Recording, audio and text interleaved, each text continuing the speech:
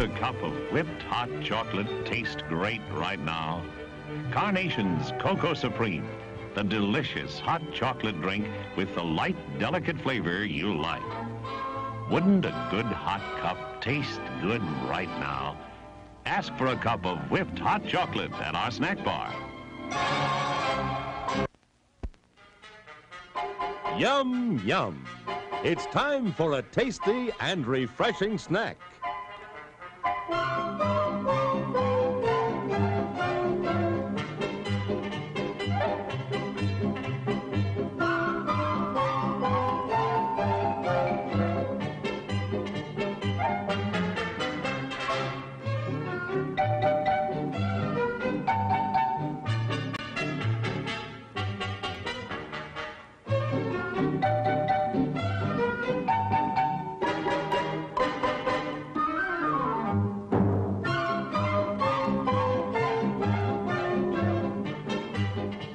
We promise to satisfy your hunger, your thirst, your sweet tooth.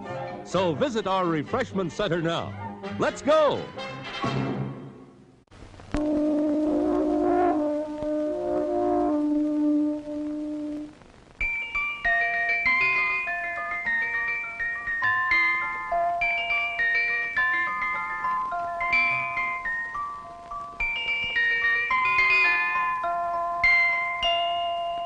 Now listen, now listen, now listen. I'm the Dairy Queen, won't you come with me along the milkshake way? I've got lots of good surprises, fresh and yummy for you every day. There are malts and shakes and sundaes too, whenever you stop. And of course your very, very favorite, the cone with the curl on top. You don't have to just dream about Dairy Queen. Your favorite Dairy Queen treat is a refreshing reality at your nearest Dairy Queen store.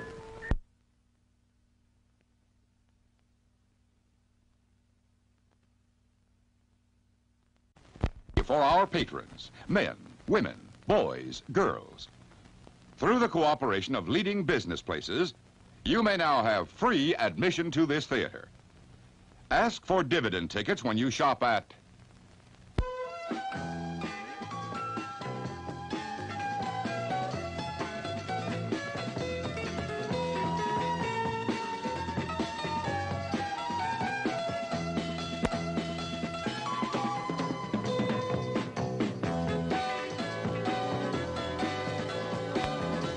Names of merchants who give dividend tickets are listed in the lobby of the theater and on circulars at the concession stand.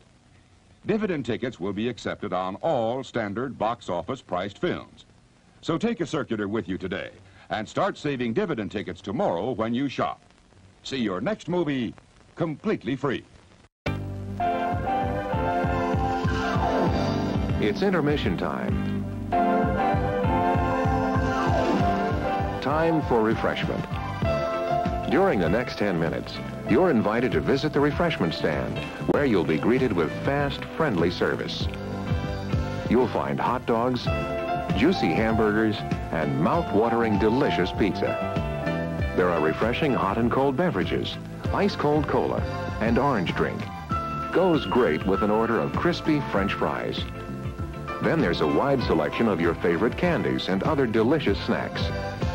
And there's always a fresh batch of hot buttered popcorn to go with the rest of the show. So visit the refreshment stand now during this 10-minute intermission and add to your enjoyment of the movie. We're happy to have you with us tonight and hope you'll come back often.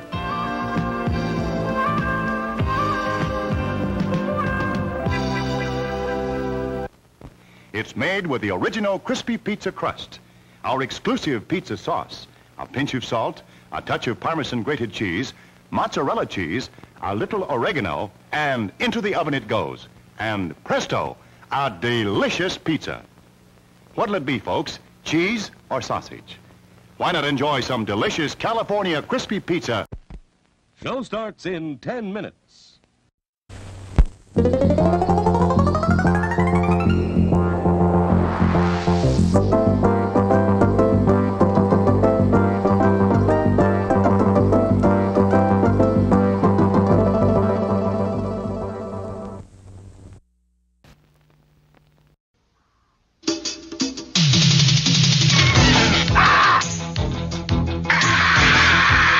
movie started! The movie's starting! Not really, I just want them to come running in from the lobby thinking that they missed something. Hi, I'm Ed Stewart, movie star, also known as Bobcat Goldthwait, and me and my friends John Cusack and Demi Moore. I hate boats. I'm not getting on any boat. I beg to differ. Just had one crazy summer. Your dad said you were collecting shells. Shells? 57 millimeter. We did all the normal things people do. Hey, little boy, will you hold on to this for me? Made friends. Sorry. Oh, no. Saw the sights. Please, your enormous is anything but chilly. Killed our own food. Dazzled women. Are you ready for me, Hoops? We were party animals. Everyone loved us. My car. And we loved every minute. By the end of the summer, I felt that Prom a lot personally. I felt a little bit better about who I was and where I was going. Okay, let's move it out. Here we go. Wait. It really was one crazy summer.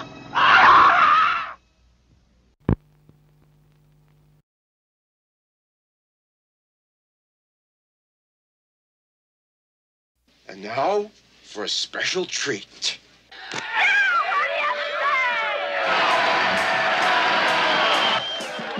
Orion Pictures presents Up the Creek. Ready? Set! This is the story of America's greatest intercollegiate rafting race, featuring the nation's top teams. Washington Military Institute, the champions. A commander couldn't ask for better soldiers. The seasoned veterans of Ivy College. You know something, gentlemen? This is gonna be a piece of cake. The heavily favored women's team from Vanity U. The strong hands ran over her hardened nipples. And Lepetamine University challenging for the first time. We have the distinct honor of being the 4 worst students in the entire country. You are not at the bottom of the list. You are the bottom of the list. With their faithful companion, Chuck the Wonder Dog, Lepetamine competes against all odds. He's trying to tell us something. Give us another clue, quick. Chuck, how many syllables? Two syllables. Regulation handle, stock, and blade, with exception of a little added feature. Give me a hard left. So, are you girls here for the big race tomorrow? No, actually, we're here to get laid. Why don't you slip into something more comfortable? I didn't bring anything more comfortable.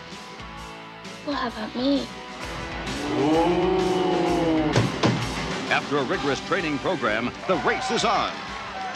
Before they reach the finish line, they'll be stoned, abandoned ship, bombed, and totally wasted.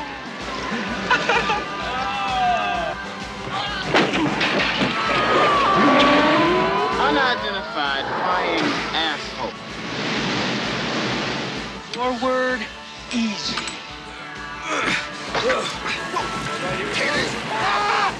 Ready with the jet, sir. Now!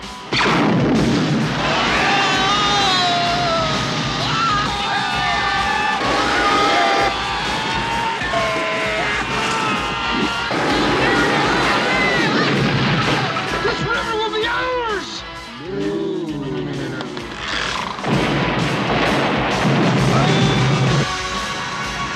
Where's the river?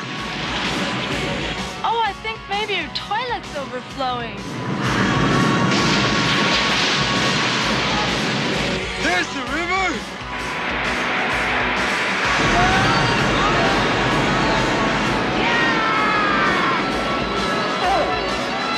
Get set to get wet. Up the Creek. Featuring the music of Cheap Trick, the Beach Boys, Heart, Shooting Star, and more. Whoa! Wow, this is terrific! Show starts in 5 minutes.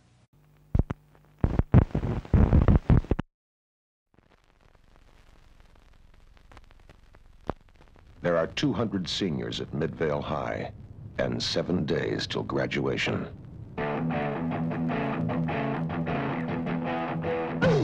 The class of '81 is going out in style and they're having the time of their life. It's been a great year for Midvale High. The track team finished first in the state. Then again, Midvale always produces winners.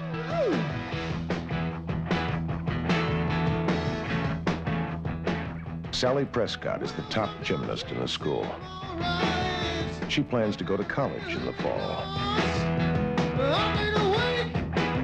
Paula Kastoff won 5 cross-country events in the past year. She jogs to school every morning. Ralph Johnson is the football team's star halfback. Pete McFarland set the state record in the pole vault.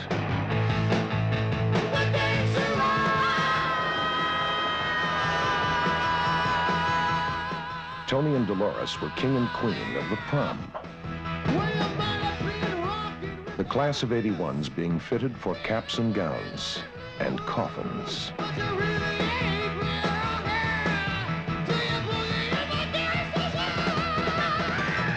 There's 200 seniors at Midvale High and 7 days till graduation. Too bad there'll be no one to celebrate with.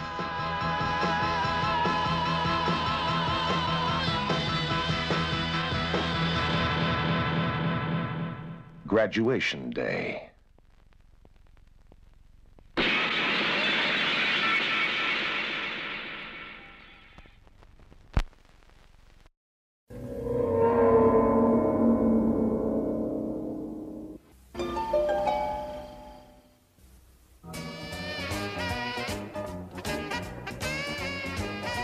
I can't believe you finished 12 years of high school. Well, that calls for a drink. Sure does. I'm ready to prom.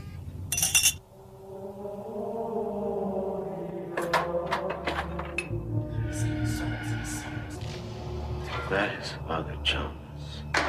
We've been watching over him for 33 years. The devil has taken him. He is beyond salvation. All we can do is keep the demon contained. Great house. It's old. Used to be a monastery. He is evil beyond imagination.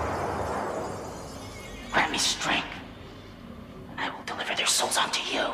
Save them.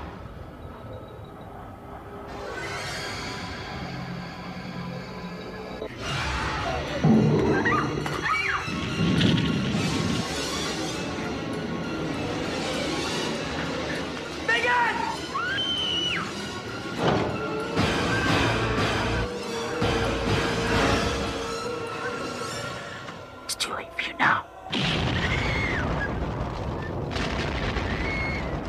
Give me, Father. For I have sinned.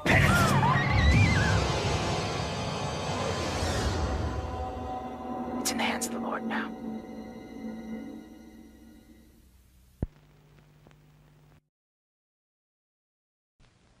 And now, on with the show.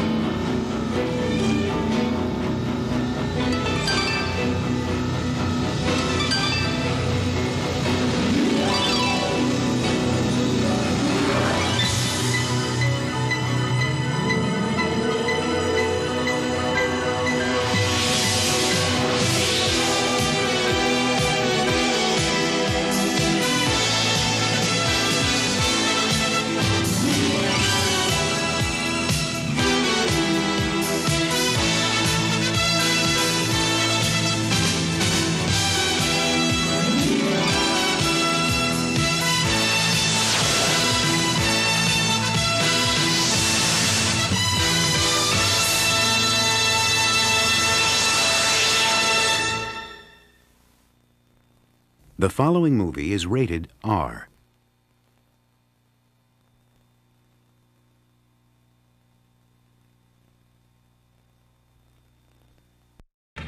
Yay!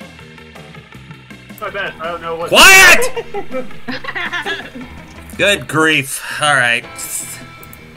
Hello, once again, and welcome back to Monster Prom, this very professional production, I said, as I scream at the thing. Let me adjust something that showed up in the chat while we were waiting in there. Where do I get those intros from? I found them on YouTube. I find trailers and interesting drive-in stuff and put it all together to entertain you, the people, because that's the kind of considerate host I am. Alright, we are in the chat. We've got a huge group today. So, starting off amongst what is now, I am coming to term the usual gang of idiots. Let's see, first off is Casey. Say hi. Miss Nightmare, say hi. Hi. We have Phoenix, as usual. Hello, everyone. We've got Jake. Never do that again. We've got fan favorite Holly. Yes, Queen. And we've got my son Daniel, aka Indecidian. Yeah, I exist. We have Tifa, aka the real Guts Love. Hello. And we have the newest member of the gang of idiots tonight. He's been in several of my videos. I've helped him out considerably. He's a great guy. Ladies and gentlemen, say hello to Mardot the Mystorian. The name's Dot. Mardot. All right, gang. So here's what's happened. On February 14th, Valentine's Day, appropriately enough, Monster Prom issued out their first DLC, which is why you see here it says second term. Which means we've got two new characters we can go after. We've also got a bunch of new NPCs, which we will be going on as we go, which will probably be showing up in the course of the evening. We've got new events. We've got new secret endings. We've got a whole bunch of stuff. Lots and lots of stuff. So let's jump into it. Shall we? Yes? I'll spoil, since I think I might be one of the couple people that might have already played through the DLC. You're going to see a little bit of changes in the beginning, because, when you get to it, you're going to see something. All right, You're going to see some things and you won't be able to unsee them. Not like that! Get your one out of the gutter, boy! Abandon all sanity, ye who enter here. Hell yeah. Alright, so let's go ahead and get started. Now, as always, I will be running the game and being the narrator. Just to make it clear, our players tonight will be Jake, Mardot, Daniel, and Tifa. Do I have that right? Is that what we agreed on? Yes. Mm-hmm. Okay, so Jake, Mardot, Daniel, and Tifa, they will be playing tonight. The rest of us, there's eight characters to go after. There's 8 of us, so we're all playing very different characters tonight. We'll be doing the various other NPCs as we go. I've already seen some new faces in the title screen here. So let's go ahead and get started. Now, this is actually kind of nifty. Alright, 4 players. I like this, that you can actually just focus on the first term if you want, and not have any of the DLC stuff if you're still working on all the other stuff. But there will be NPCs from the second term making cameos in this one. Yep, but we're gonna go ahead and do second term, because that's why we're all here. And we're cool. Indeed. And fun. Mardot, Trekkie in the chat, Mardot will be there? Are there murders? Probably. There's always murder in this game, as well as other various illegal activities. Yes, There will murder! Oh, There will be blood. When there's a Mysterian around, there's always going to be murder. Yeah, and Ethan said tentacles everywhere. Murder! Murder! Cool. Moida! Modo, I say, Modo. Alright, full game. Here we go. We're going to go through the whole intro because we have new people who haven't played before. Spooky high school, the sweetest years of our lives. Back then, we were young and unafraid, and as mentioned several times, rock stupid. Yes. Sometimes reckless, sometimes brilliant, sometimes just rock stupid, but always willing to live life to the fullest. We were on a wild journey to discover who we really were. Alright, Mardot, as the newest member of the group, you get first pick. Who do you want to play as?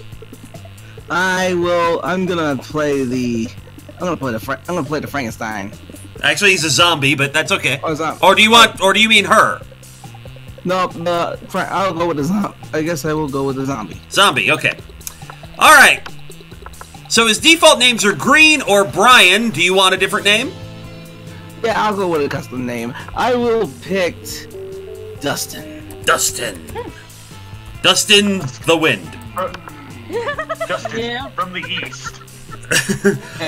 All right. And now you do have the option to be whatever pronoun you want to be. So do you want he, she, or they? Well, being that I'm dead, it might as well doesn't matter. But I'll go with he. I'll go with he since it's more. Nope. Whoops. Sorry. He. There we go. Well, More screw you. he. You get she. All right, Tifa, you get second choice. Frankenstein. All right. She's a favorite, I've noticed. Blue, Vicky, or a custom name?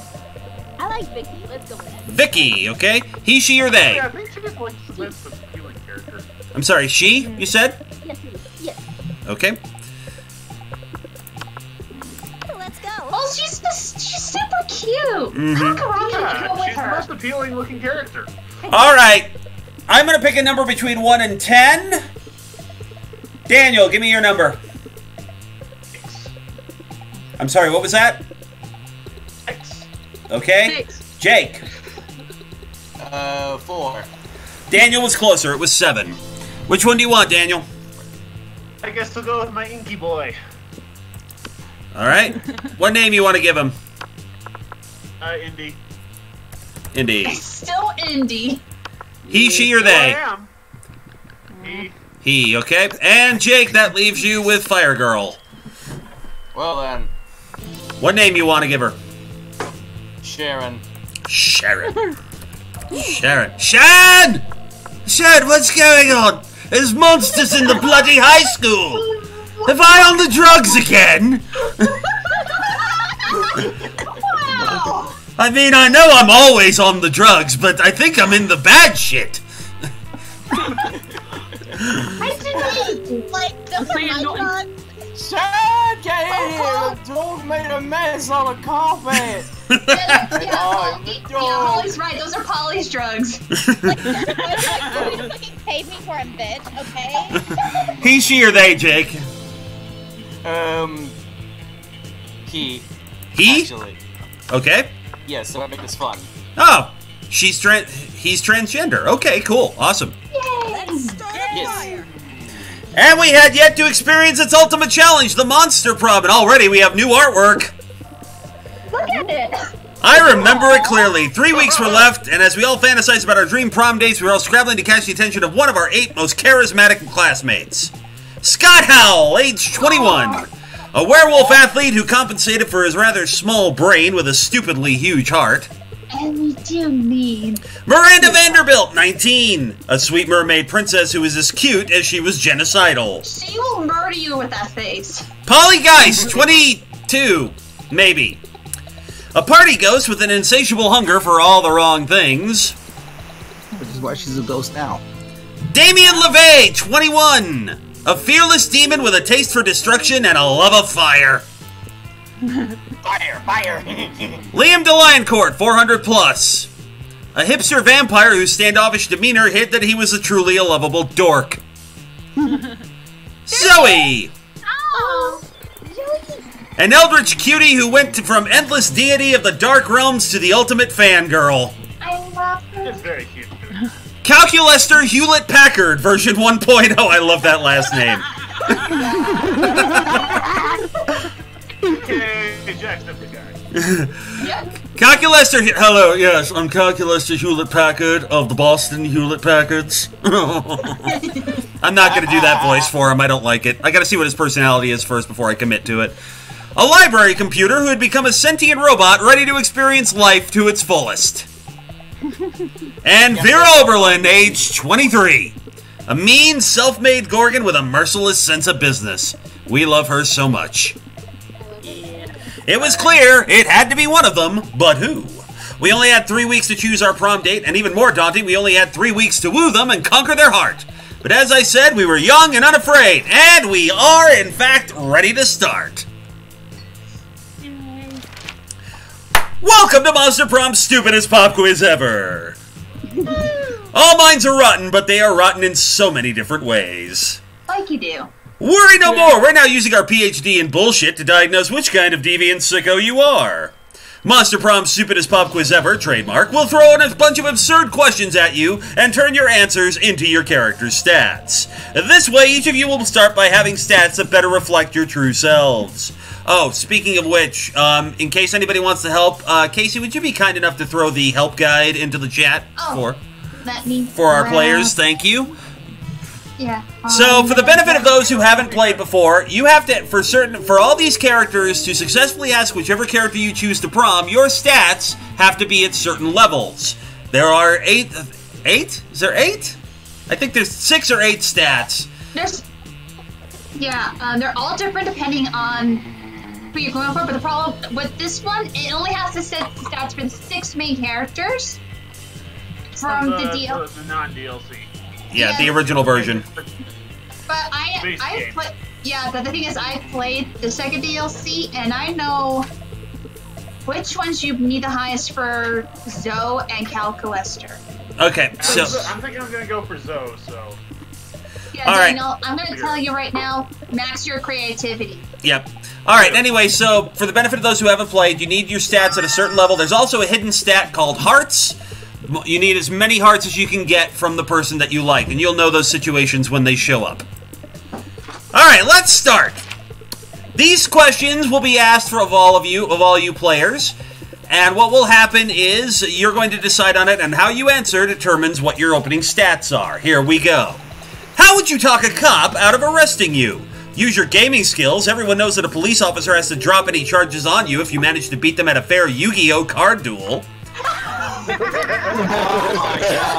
a children's card game. Use your seduction skills, wink. They don't call it fuck the police for nothing.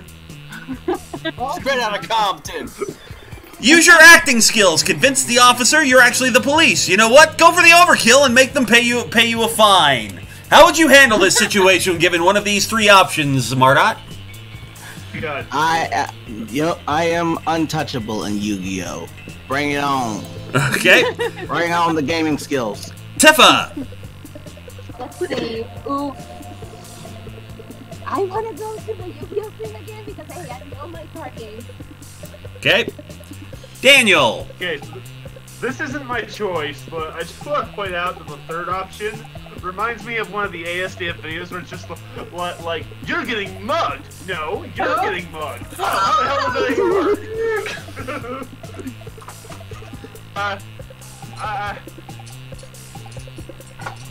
You know what? Yes, I'm actually gonna go with that. Why not? Okay, and Jake. It had me at Yu-Gi-Oh! So fun, so charming, so creative. Okay. The coolest reality show would be people in positions of power must face all sorts of questions relevant to their field, and if they fail, they lose their jobs, and society wins. Awesome. 8 rich people fight in weekly challenges to see who's the best at giving money to you. Or 12 experts on the various arts of seduction live in a house where they must face a common challenge, seducing a potato into marriage. Somehow. Mardot! The potato into marriage actually find very interesting, so I will go with that. Tifa! The 8 rich people. Daniel? I number 3. And Jake. Rich people. So smart, so wealthy, so charming. Wow. What's the title of your autobiography? Now, here's the thing. Here's the catch for anybody who hasn't seen the DLC yet. You will actually be answering 2 of these types of questions that can up your hearts with 2 different characters. And the thing is, when you start the game, you have to decide between which of the 2 characters you get from these, and whichever one you get right, you go for that character completely for the rest of the game. So here we go. And Daniel, I'm gonna help you get Zoe. Maple syrup and dark rituals. What's the title of your autobiography? Ethan in the chat. Maple syrup and dark rituals. I watched that TV show. The Bachelor as well, actually. The Mashtiller. All right, what's the title of your autobiography? What? I barely have the patience to read a book, dude, let alone write one. My parents think I'm cute, and so should you. The Art of Punching Life in Its Dumb Fucking Face. When Garfield Met Naruto, a story of how I fell in love with forbidden ships. Temporality, the ongoing journey to define my inner enigma. And how to succeed at everything and look fabulous trying. Dustin, which one would be the title of your autobiography? When Garfield Met Naruto.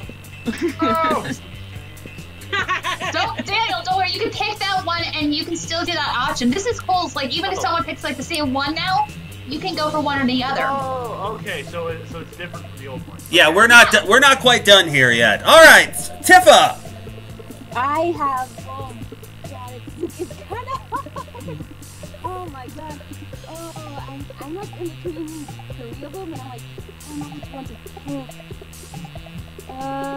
Let's go with. Got one indecisiveness. Movie. My parents think I'm cute and so should you. Okay. Daniel. What is Garfield? It's the Garfield one. Okay, and Jake. You know what, the Garfield one is funny. Okay. And it's so 3 after Zoe and 1 after Miranda. Well done. But we're not done yet. No, we are not. What's the sexiest type of knowledge a lover can have? How to make a killer cocktail out of everything, anything, how to set stuff on fire, sports things, obscure 80s movie trivia, all the principles to build a financial empire, or a bachelor's in engineering. Obscure 80s movie trivia is what gets my heart. Oh. Yeah, mine too. Tifa. Fire. Fire. Daniel. Killer cocktail? I guess. I'm thinking strategically. Killer cocktail? Is that what you said? Yeah. And Jake. Disney songs. There's no Disney songs. That's not a choice. He doesn't care. He wants Disney songs. So, hey Jake, why don't you pick the one? Hey Jake, what about the engineering one? Because I think that's Calculuster. Jake? But I want Miranda though. But there's no Miranda in this one. Well, fuck me. Maybe later. Alright. Trekkie in the chat, as a fanfic author, I'm all for the forbidden ships. Yeah, engineering. Engineering. Okay, so Liam, Calculuster, and I didn't see who was the cocktail. I'm sorry. Polly was the cocktail. Polly was the cocktail. Okay. All right. Here we go. Okay, so for those of you who don't play, there are 6 locations in the morning and night sections of each week. We have 3 weeks till prom. Each location will bump up your stats by 2.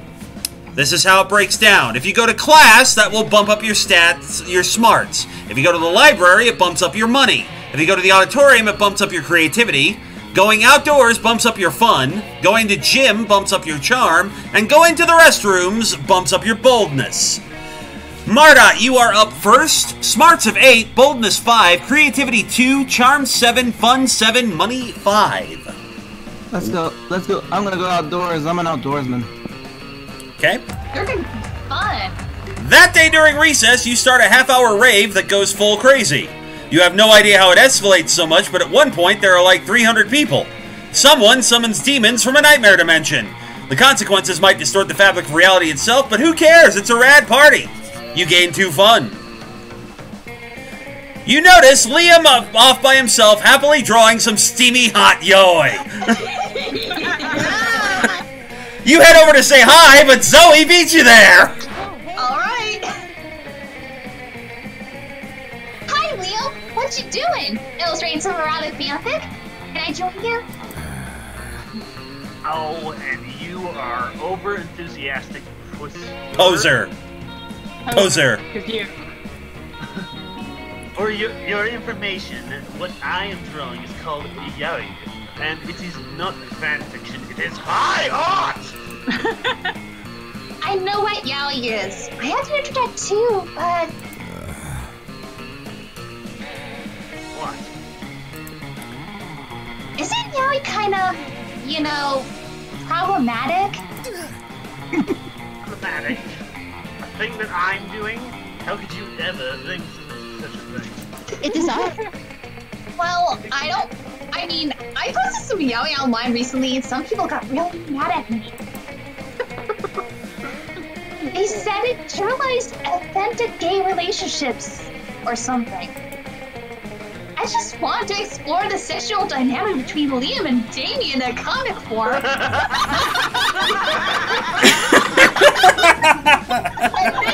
Oh my goodness, I fell in love with her. Right out of the gate, here we go! Okay, first of all, that is my storyline, and you have no right plagiarizing it. Second of all, I already told you that yaoi is high art, and high art is only problematic What?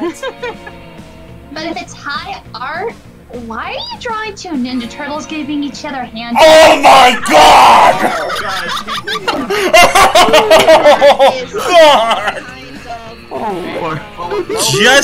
Just when you think this game can't go any lower! Hang on, I need to make... Crap, okay. Shoot. Okay, they need to leave Donatello alone. We have a problem. And There's a problem? Hold on. What's up? What's up? Does anybody know how to adjust the settings so I can turn the volume down on the music? Because it's drowning out a couple of you. No. Crap. Okay. We're just gonna have to live with it. Alright. Hang on, are you using OBS? Well, that's not what I'm worried about. I gotta adjust the actual game volume, or it's still gonna drown you guys out regardless. Because the game and the Discord are coming through the same channel. Oh, yeah, you're right. Okay, don't worry about it. We'll just have to deal with it. I apologize. If anybody can't hear anyone, please tell me and tell us in the chat. And if somebody can keep an eye on the chat, just in case, please. Thank you. Yep. Alright. Hey, Professor Detective's here! Don't worry about it, we just started. Oh. Jeff, go lower, we've reached the Earth's mantle. To which Trekkie responded, if we're going lower, we're coming out in China. Alright, Daniel, go ahead. It's called irony. Leave me alone. You doubt Zoe will leave Liam alone until this disagreement is resolved, which means you've got your work cut out for you, but whose side to support? True, Zoe, yaoi can be problematic, but only when written through the dehumanizing female gaze of male-on-male love. Liam's gaze is unapologetically male, so there's no problem. Or, don't you see, Liam? Yaoi is the gluten of the art world. Okay, let me see this. I'm going to go with Zoe. Zoe's the decision. True, Zoe, yaoi can be problematic, but only... So smart! Ordinarily, I eschew the restricting concept of gender, but for the purposes of winning this argument, I will make an exception. Yes, I am a man, and am immune from all criticism with regards to my yaoi. These Ninja Turtles may be giving each other handjobs on this page, but look at the previous page. Oh, Ethan in the chat, does that make Yuri gluten-free? God damn it. Never thought of it that way. Oh, they're discussing whether or not to adopt a dog together. That's so sweet and non-explorative. Wait, how did it go from a dog adoption to handjobs in one page?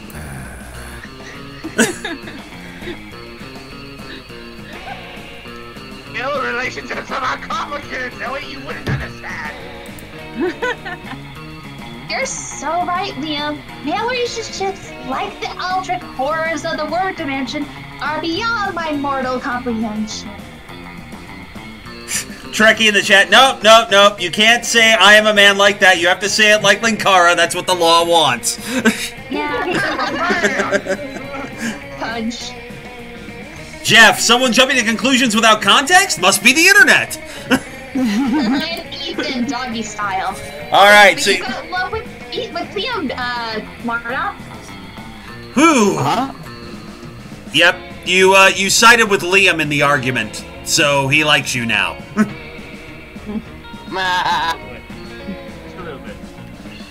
All right. Phew. Bullet dodge. You gain 2 fun and 1 charm. Let's go. Tifa, where do you want to go? Can you repeat where? Okay, if you go to class, it ups your. All right, if you go to class, it ups your smarts. If you go to the auditorium, it ups your creativity. If you go to the library, it ups your money. Gym class ups your charm. The restrooms up your boldness. Outdoors ups your fun, but Marnot already went there, so it is no longer available. Let's go with creativity. All right, to the auditorium. That day, while rehearsing for the class plays, as though the muses themselves had descended to give you figurative oral sex. Your performance is intense and inspiring. It will be remembered for generations, which is pretty rad by high school play standards. You gained 2 creativity. Later, you hear some kind of muffled squawking, and you see that Damien's backpack seems to be thrashing violently. Fellow classmate. Oh my god.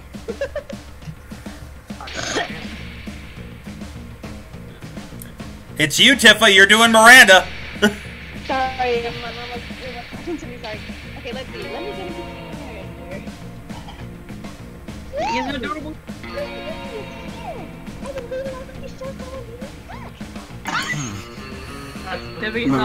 Miranda, do you ever listen to yourself? Miranda pulls Damien's cock out of his backpack, and the rooster begins preening himself contentedly. Isn't he the sweetest? Yeah, we're gonna use him for cockfighting. Oh my god. Okay, wait a minute. Hang on. We gotta talk about this in the chat. Hang on. We gotta talk about this in the chat. Hold on. Hold up. Trekkie, what? Who loves Mothra? Professor Detective, me. And, Ethan, my love goes to Ghidorah, but wooing a kaiju is a challenging feat. To which Trekkie responded, so that's called Pacific Rimming, yes?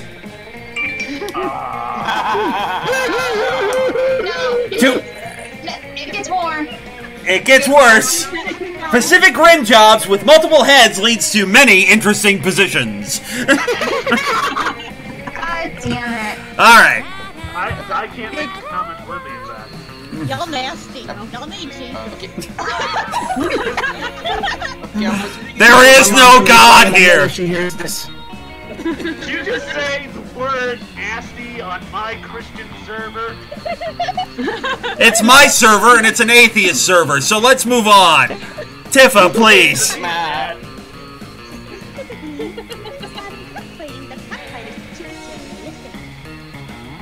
Okay.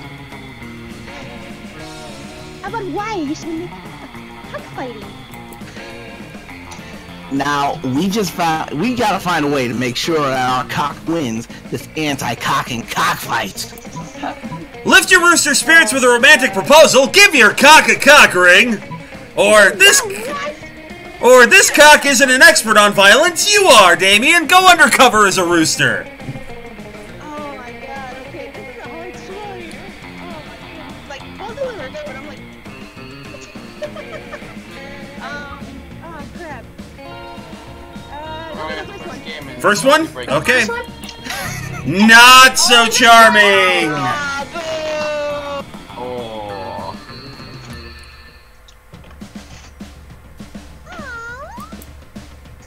That's the sweetest thing I've ever heard in my entire life.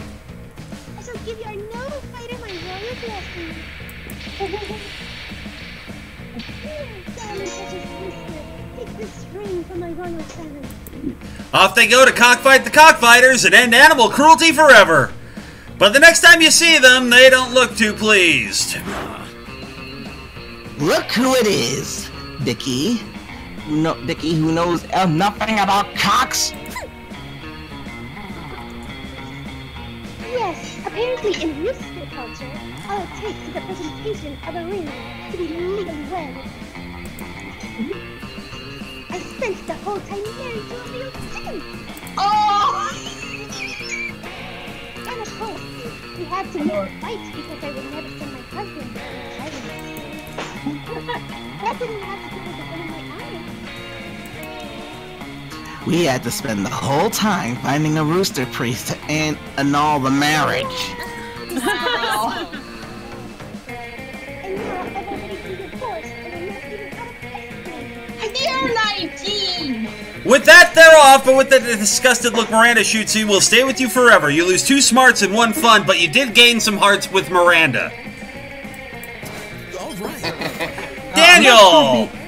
Sorry, go ahead. I'm not sure that it being that we're now part of the undead that the age restriction has any meaning in this place. Yeah. Yeah. After the wedding, we celebrated with a barbecue. Barbecue. Like barbecue sauce. Alright, Daniel, smarts 9, boldness 3, creativity 7, charm 6, fun 4, money 5. ¿Salió bien? Hizo falta el... What? Where are you going? I just felt like people were talking to me. Yo pensaba que... Tiff is talking to somebody at home. This. Okay, I got you. I'm thinking. Remind me what each of the things do. I know the library's money. I know the bathrooms are boldness. Class is smarts. The gym is fun. The gym is charm, and yeah, and basically everything else is off the board right. And bathroom is boldness. That everything else is off the board right now. Okay, I guess I'll go to class. Go to class. That day, you listen to elders and learn valuable lessons. Sometimes, after all the monster nonsense of the dating gimmicks, you forget that attending class is supposed to be the primary activity at this high school. You gain 2 smarts. Trekkie's asking where the cat is. Where I'm sure Juan, the small magical Latino cat, will show up at some point. Meanwhile, Zoe seems to have trapped Polly in some sort of eldritch binding circle. This should be good. Tell me! Girl, where is your chill? I already told you like a million times how I died! Yeah, but each time you told something different. Tried to fuck a toaster. Suffocated by good booty. Gun salad. I fucked them all. Gun salad! Gun Salad is the name of my 9 Inch Nails cover band. But Gun Salad is the JoJo character. Yeah. But JoJo's reference. Yeah, but what's the truth, Polly? Huh? What? Oh my god, like it's none of your business. No, but it is my hobby, and hobbies matter, Polly. Plus, the fans have a right to know. Trekkie in the chat tried to fuck a toaster. Well, that's what they did over on Caprica. It didn't end well. What? Ethan on the Gun Salad goes great with kaboom tons.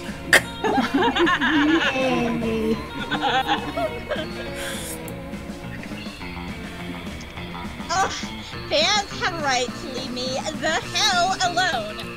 Secrets are sexy. If secrets are so sexy, then how come God invented Wikipedia? I don't think that was God.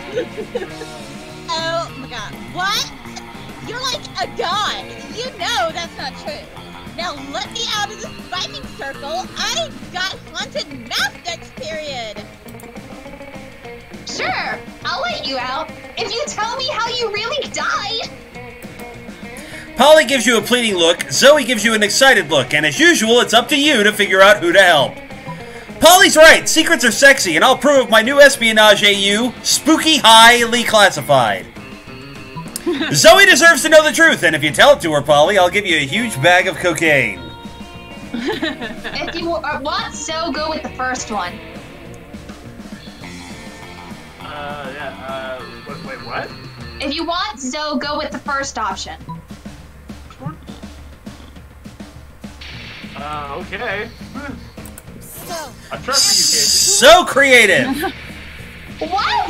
You wrote an entire espionage alternate universe? Can I see? Of course, you didn't actually write an entire espionage AU. Time to improvise. You reach into your backpack and pull out... A Manila folder sealed shut with electrical tape? Just have to have it on me. Yeah. You mean nipple tape? The sexiest kind of tape. Ouch. But what's inside? I can't read it. Let me read it. Please let me read it. I want to read it. Reveal the contents of the folder now, mortal, or I shall turn your skin to bone, your bones to skin, and fashion a quivering emblem into. Oh, jeez. I don't know what came over me just now. I'm so sorry. I love her.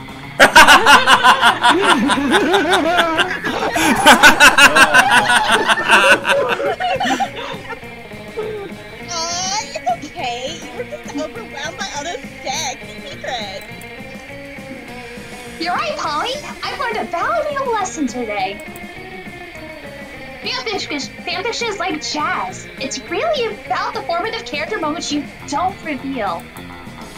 Nope, you got Polly. Shit. Zoe runs off to write her new fanfic, Spooky High, leaving you and Polly to get utterly obliterated on Tide Pods. You gain 2 fun and 1 charm. That went sideways real quick. About half a year ago. All right, Jake. Where do you want to go? At lunch. Let's go to the gym. Go to the gym.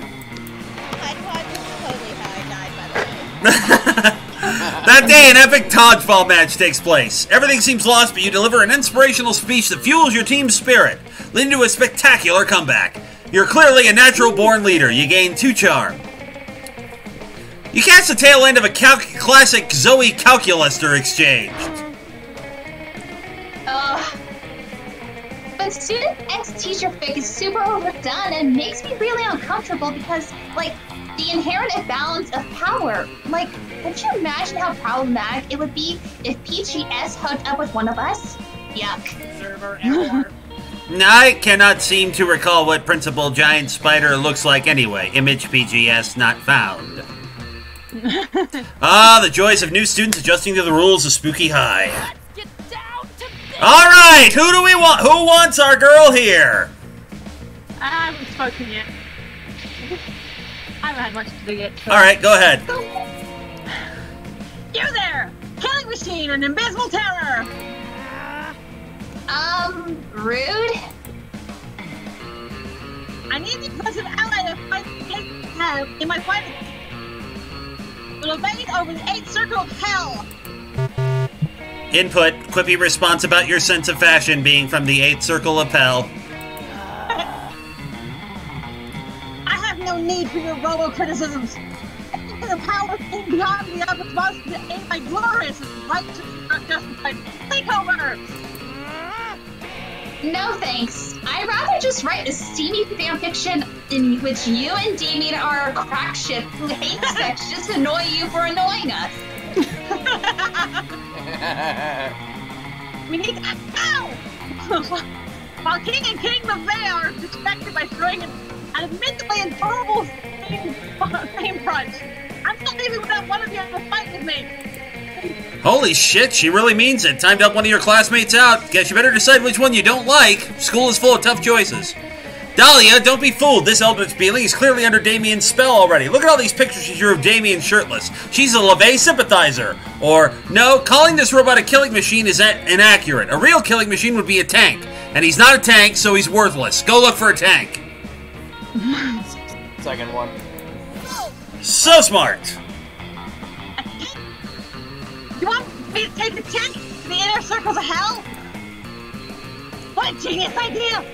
Those arrogant LeVays will never see it coming. They must expect an attack from their fellow demons. Yeah, my superior. Look. They're more deserving of ruling the 8th. But attacked by a tank. That's something the King and King would never anticipate. That was shockingly easy. True. It's waiting for it to load. But I still think it would be kind of sneaky if they put their differences aside for some hot demon action. Emotion found, gratitude, initiate sequence, thankfulness to Sharon. Sharon, I am thankful for your help. Thank you for it. Finish sequence, gratitude with expression, heart. How is a computer posing as a monster living as a student so cute? Ah, what a cutie pie. Also cute, gaining 2 charm and 1 fun. Trade places! You know what, we're not going to do this. We're just going to go random. It'll make it easier and a lot more fair. So... Change places! Tifa, Daniel, Mardot, and Jake. Oh my goodness. Jake didn't change spots. Oh. Alright, so for those who are new, at noon you have the opportunity to woo your chosen date. Again, however, once you go to that table, nobody else can go there. Also, new thing, we have the shop. This cat girl over here. You can buy certain items that will boost your stats or might trigger other storylines.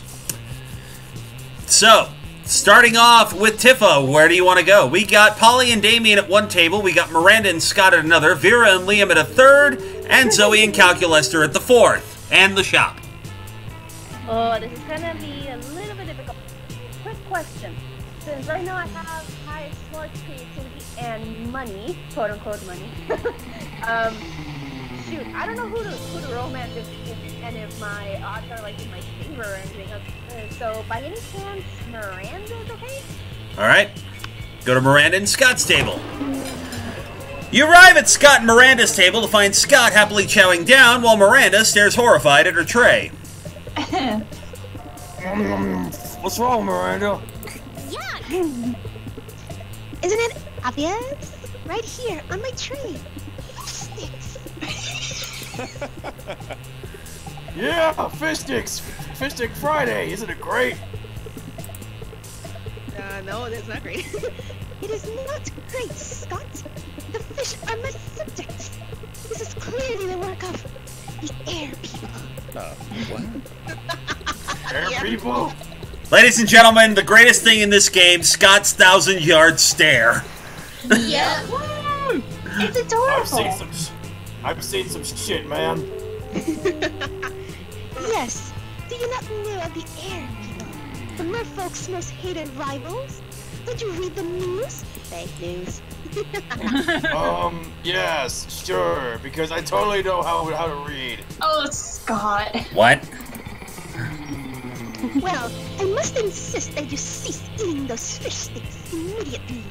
It is treason. Oh, but I've been looking forward to Fish Stick Friday since last Fish Stick Friday. I sure can't eat any. He's asking Miranda while holding a fish stick really close to his mouth, but you feel like you've got a better answer to settle this argument. You blurt out, haven't you heard Scott, fish sticks make you worse at sports? They contain baldropinol and nerdoflavin. Or, fish sticks contain absolutely no fish, it's all garden snails and food-grade plastics. Scott can eat as many as he wants. First one.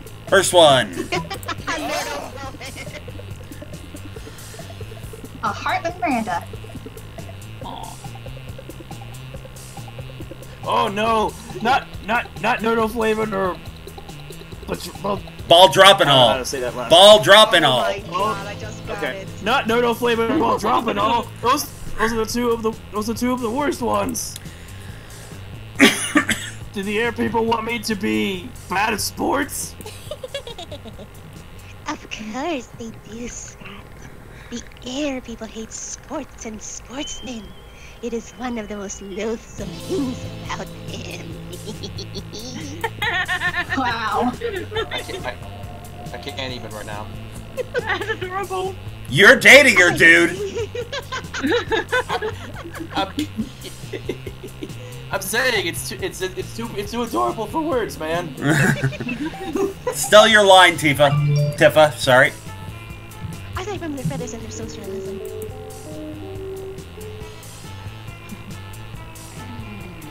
Well then, I'm not gonna eat any more fish sticks ever again. Fish stick Friday, more like fish stick. Friday? Yeah, man, I gotta go tell the rest of the wolf pack about this. I'm a genius. Professor Detective, I like Miranda slightly less now. Well, she's trying to protect her own kind. Scott runs off to spread air people propaganda, and Miranda gives you a most regal smile. All right. Wow, awesome. All right, Daniel, where do you want to go?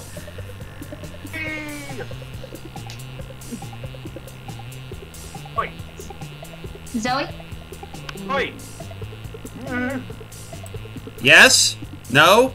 Yes. Okay, you're breaking up. I can barely make out what you're saying. So people can understand me. Yeah. Calculester is enjoying a nice, quiet lunchtime charge when Zoe interrupts his reverie with a question. Hey, Calculester, I'm making it a place so students can figure out which spooky high vending machine they are. You're friends with the vending machines, right? I am friends with every person, friend Zoe. Friend Aaron. But, like, are there vending machines people that you're friends with? That is a rather insulting question. Yes, vending machines are people, and yes, I am friends with them. Oh, so vending machines have feelings? Of course they have feelings. Which feelings? Ethan in the chat, that's robo-racist. Which was a very, very poorly thought out sequel to RoboCop.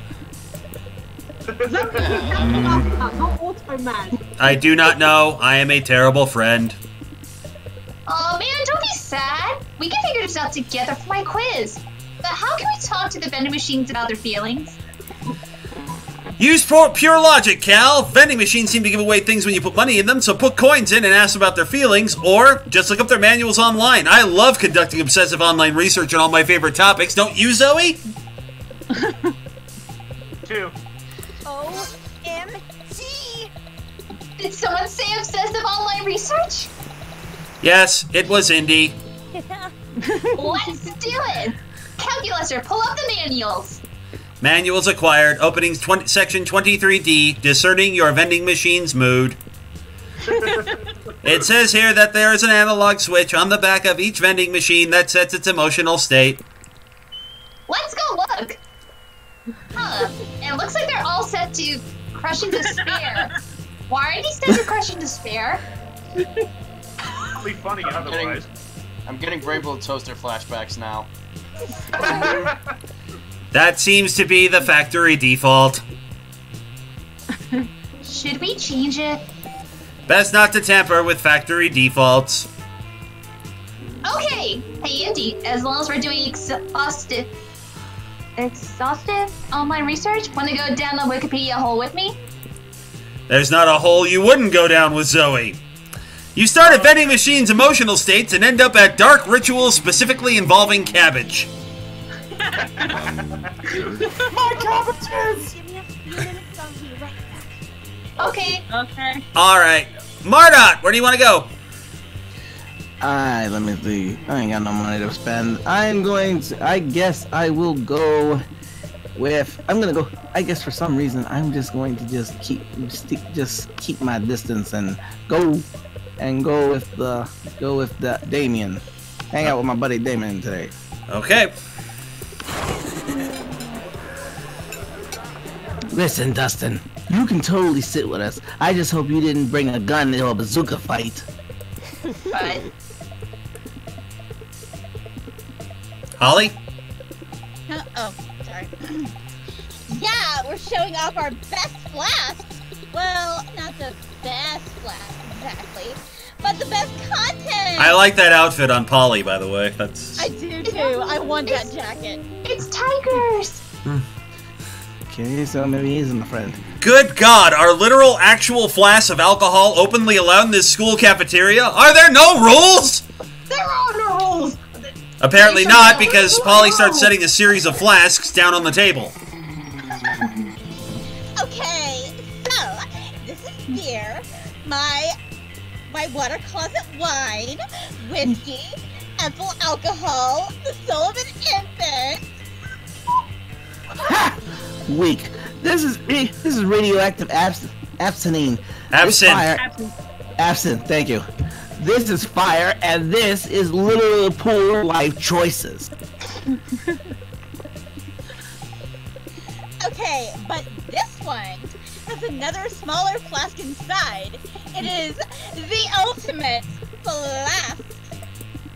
They could probably go on like this for goddamn ever. Maybe you can cut in with the craziest thing of all. But think carefully about whom you want to impress with your flask contents. Get ready for the most hardcore badass thing. This flask contains an ancient genie that grants you 3 wishes, but I'm totally drinking it because I don't give a fuck. I grant my own damn wishes. Or, want to get a dope party started? This flask has Ultra Whiskey, which you can only get when you get 2 bottles of the best, purest whiskey and make them mate. I'm going with the Ultra Whiskey. Heck yeah, let's rage! I've always wanted to make Ultra Whiskey, but I could not get my whiskey bottles to fuck. That was a thing that was just said. Ethan in the chat. Ethan in the chat. I'll take a shot of horrible regret in the morning. Are you having trouble getting your whiskey bottles to fuck? I'll take crossing the booze. I can't finish that. I'll take crossing the booze for 1,000, Alex. I tried like everything: mood lighting, salty music, chainsaws, all that cliche romantic stuff. Chainsaws. Polly's probably the only person who watches Texas Chainsaw Massacre and sees it as a romantic comedy. It's romantic, but it is a romantic comedy, Jake. Oh my god, dude. But did you not know that? Jeez. It depends on which one you're watching. You can make the case. You can conceivably make the case for Texas Chainsaw Massacre: The Next Generation being a romantic comedy. Matthew McConaughey in drag. What's not romantic about that? Well, they do with a rowboat leg. I mean, when I watched them, I laughed my ass off at them because they were so much fun. Okay. Anyway, moving on. But it seemed nigh impossible to get them to make sweet whiskey love. Oh, wait a minute. Sorry. Ethan in the chat. Good choice. The other bottle had Will Smith in it. Tastes good at first, but after a while it just gets very depressing. Oh. That's what Phoenix was trying to point out. Really? Yeah. I almost started to think inanimate objects can't have sex, but I've had like tons of sex with inanimate objects. That's just fucking silly. If you can make whiskey x whiskey turn into ultra whiskey, we should definitely apply that principle all over the damn place. 2 cars to make the limousine, an orgy of iPhones to become the iPhone XXX, the most advanced update possible. A microwave and a Russian novel to get a pair of designer shoes. Wait, how does that work? Even by the No. It's polylogic. Oh my god, can't wait to create doper stuff than the world can even handle, probably. Oh dear.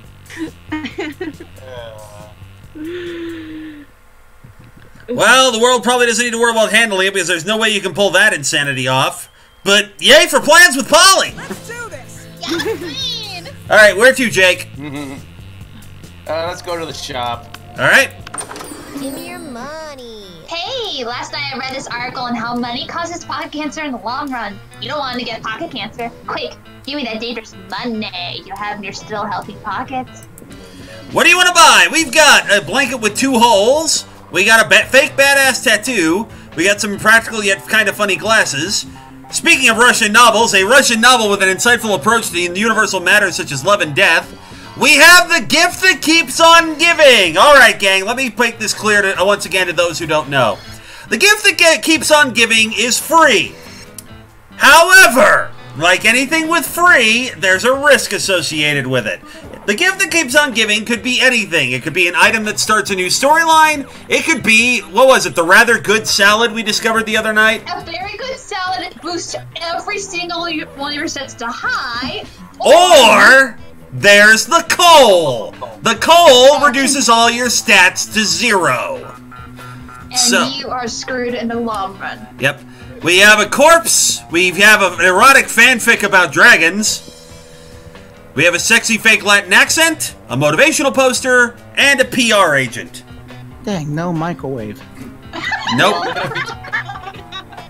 No, I'm gonna be there. What? We're doing the gifts. The gift that keeps on giving! Here we go. You're a brave man. Lee Carvalho's putting challenge! And it dropped your stats. Didn't kill them, but it dropped them.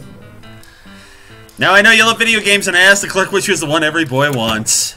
Oh dear. Alright. Next one. Change places again. Just doing random player orders now? Yeah, we're just gonna do random player order. It's faster that way. So, Tifa, Daniel, it's the exact same lineup! It's planned! Yeah. Alright, we're into the evening of week 1, and we're back out here. Now, starting from this point until we get to the evening of the last week, one location will be dedicated to the shop, so you cannot boost your stats that way at that location.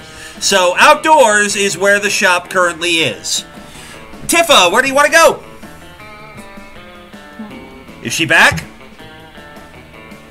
I hope she's back. On, are you back yet? Oh no! Uh-oh. That's Tifa. I think her parents tied her up with some shit. Oh. Oh, and All right. Can't... Sorry. Oh, she's playing and she left. Oh, Tifa. Alright, Is she gone or just like popped out? She's she's muted, so we can't even. No one. I think because she's making dinner. Alright, well, we'll bring her back in when she's back. But in the meantime, Phoenix, you want to take over here? Yeah, who's she going after? Miranda. Yeah, she's going after Miranda, so. And what's she looking like at the moment? Smart 7, Boldness 3, Creativity 7, Charm 3, Fun 6, Money 7. And what do we need? What does she need from Miranda? She needs 10 charm and 10 money. You can make her some money. Money!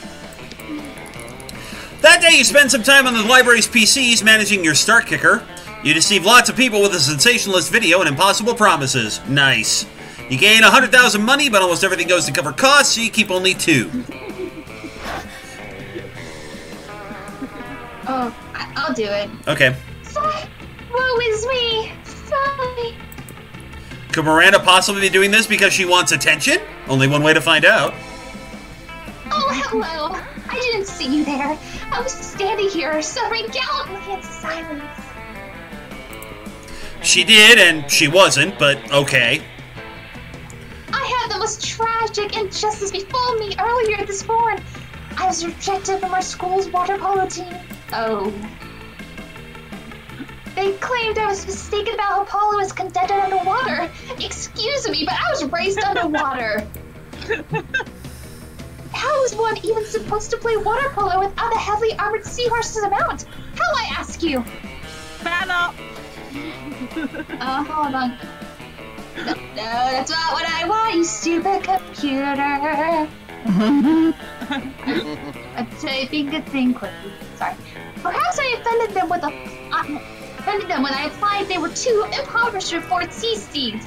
If so, why? I would have loved to make Reparations. Oh, that's how you spell it. Reparations. But it may be too soon for me to show my face. Would you be so kind as to take them a gift of this omelet to begin the healing?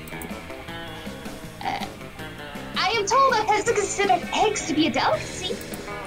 Obviously. And what would make the gesture even better is the personal touch of toppings! Caviar, eel, chocolate-covered sand crabs. I'll never forget this was a present from a mer princess. Or an elegant stenciled card with your sincerest apologies, a list of all their fears, and a bundle of compromising photographs. I have the ending for this one. Right. So which one's the best one? First one. Oh yeah, I was thinking that anyway. I just like stenciled apologies as fun. So creative! Why, yes, of course! Chocolate-covered sand crabs, the food of my people! What? No, you don't mix chocolate with... No. No. Nothing says fit for a mermaid princess like a breakfast of seafood. Checking in the chat, is the omelet poisoned? No, this is Miranda, not Vera. Yeah. As we say in my kingdom, wake up and smell the slowly rotting whale carcass and then come have a bite before you head off to the day's executions. I'm sure you have a similar saying here. Thank you so much for your service, my hero, and Godspeed to you and your seafood-filled omelet. And make sure you take lots of pictures of them eat the eggs so we can all remember how generous I was. Sweet! I mean, less sweet in that you now have to carry eggs filled with dead fish across campus to the Water Polo Club's headquarters. But did you see how happy Miranda looked? Happy as a clam who wasn't baked into an omelet. You gained 2 charm and 1 creativity. Yay! Alright. Daniel, where do you want to go? Smarts 11, Boldness 3, Creativity 7, Charm 7, Fun 6, Money 5. Yeah, not the other. There's Auditorium. Ah. Okay. Look at him! That day while rehearsing for the class play, you do a terrific job at acting. You act so hard that some of your classmates in the audience throw roses at you. 7 roses to be exact. Damn, roses aren't a valid currency or stat in this game. Anyway, you check your converter app to see if this can translate into something a bit more useful. It seems 7 roses equals 2 creativity points. Sweet, you gain 2 creativity. Reality is full of possibilities. Every choice you make creates alternate universes. There are endless events and outcomes in this quantum soup we call the multiverse, and yet you've somehow exhausted them. Welcome to the nothingness. Not much to do, really. Wow. What? That was weird. What? Oh my God. You get nothing. You lose. Good day, sir. That was the first time I've seen no characters. That was very strange. What's that? It's like it's like sort of like free parking, in a way. Yeah, that was weird. All right. Bland. Marta. Okay, let's. All right, I'm doing some exercise at the gym. The gym. That day, an epic dodgeball match takes place. Many people fall during the battle. You can't take any more, so you valiantly go straight to the other team's leader and start negotiations for a truce. After hours of intense diplomacy, you commit to an agreement. What an unexpected twist. You gain 10 righteousness, but this game is so wrong in so many ways that you'd be lucky if you could do anything with that. And 2 charm. Later that night, you head out to the club with Polly and Liam. Using your fake IDs, also known as Polly's boobs, you have no problem in getting in the door. The real trouble begins when you get to the bar and Polly starts teasing Liam. Lame. I'm telling you, boy, you've got no game. I'm telling you, dude, I reject the ludic sexual paradigm. Paradigm! It's pronounced. I don't know how to pronounce words! I refuse to pronounce your mainstream vocabulary! And this is why. That's how hipster I am! This is why I always keep a dictionary up in the desk at all times. All I'm saying is that if you're really as cool as you act all the time, You should have no problem getting digits from that gender indeterminate locust swarm down at the end of the bar. Of course I could, if I wanted to. But you see, the key to my allure is that I don't want anything. Sounds to you like Liam's just scared. You decide to go over there and show them both how it's done by coating yourself in insect pheromones. Don't go after people, make people go after you, or dancing so hard that you also separate into a cloud of locusts. Wow. If only. I feel like the first one doesn't feel any good, but neither is the second. But I'm gonna just go 50-50 and just go with my first gut. The first question. First gut, as opposed so to smart! It was smart! You pull out the spray bottle of locust sex pheromones that you keep for just such occasions. You spritz it all over your most intimate areas. The hot young locust swarm at the other end of the bar immediately takes notice. You talk all night about your hopes and dreams. It turns out this locust swarm wants to be a veterinarian. When you excuse yourself to go to the bathroom, Liam catches you by the arm. Hey, not that I care or anything. Just loan me some of those locust sex pheromones. No reason. Looks like Liam's got a fetish. You gain 2 charm and 1 smarts. Let's do this. All right, Jake, where to? Take me to class. Take me away. That day, the teacher is just tired of teaching, so she recurs to the classic technique of not giving a shit and putting on some kind of historical TV show for you to watch. What you don't expect is that it's super effective. God bless the golden era of television. The TV show is compelling thanks to the ridiculous amount of nudity and bloodshed, but at the same time, you actually learn a lot about history. You gain 2 smarts. Scott corners you to list all his favorite bones to chew when he suddenly stops and sniffs the air. It's the boy. Oh, hold on. Oh, Tifa, are you back? Oh, hey. Yeah, she's back. Okay, cool. Okay, good. Anyway. Oh, hey, is that? It's Calculaster. He's got a little plan. Let's go say hi. Hey, Calculaster. Who's your little plant friend? God bless Calculaster's Hawaiian shirt. I know! Wonderful. He loves people. Surf's up, dude. Oh my god. Hello, Scott. Yes, this is my little plant friend, Buckaroo Bonsai. Oh my god. Points for the reference, but I'm taking them away for the pun.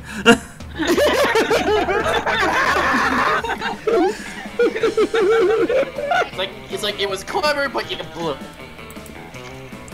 I treasure it because it is my sole window into what it means to be alive. Cool. Can I pee on it? You know, so people will know. So people will know I've been there. I knew he was gonna go there. Please do not pee on Buckaroo Bonsai.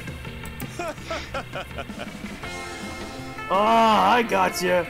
You already paid on it because it's yours. If that will stop you from dispensing urine, then yes. That's cool, bro. I can still help you grow little Bucky big and strong. I'll get you some plant energy drink. Or perhaps some nice, nutritious water.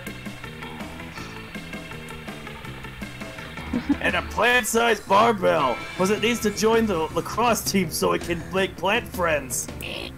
Alert! Friend is giving terrible advice, but you do not want to hurt friend's feelings. Input required. Alright, looks like it's up to you to solve this problem. Do you care more about making Scott happy, or helping Calculaster take care of his plant? I like where your head's at, Scott, but you know what this plant really needs? Racing stripes. Gotta grow fast. No, Scott. No, Scott. Calculaster is right. Water is like an energy drink for plants. Second one. Awesomeness levels critical.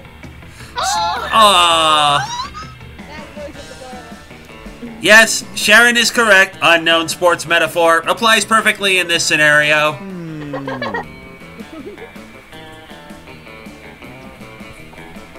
Return of the 1,000-yard stare. Yeah, and oh wow! Oh wow! I'm sorry. Sorry, quickly. Tricky. It's better than Audrey too, right? Ethan, at this point, I think we're up to Audrey the 472nd. Okay, go ahead. Is it my? Yes, it's still you. Yes. All right. Oh wow! Anytime, Jake. Go ahead. I never thought of it. Okay. Oh wow! I never thought of it that way. Oh wow! I never thought of it that way. But why is it clear? Energy drinks are always orange or yellow or purple. Anytime, Jake. I'm giving you shit. I'm giving you shit.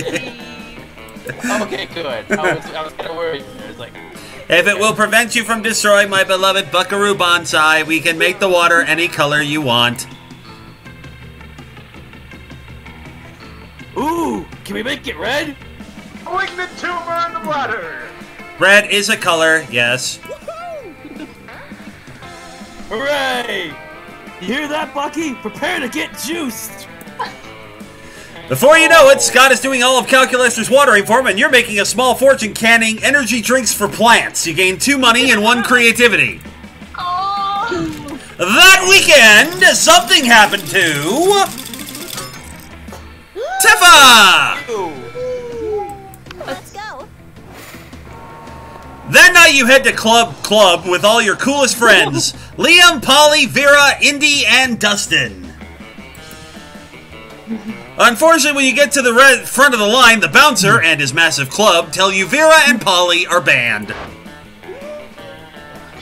Banned? What?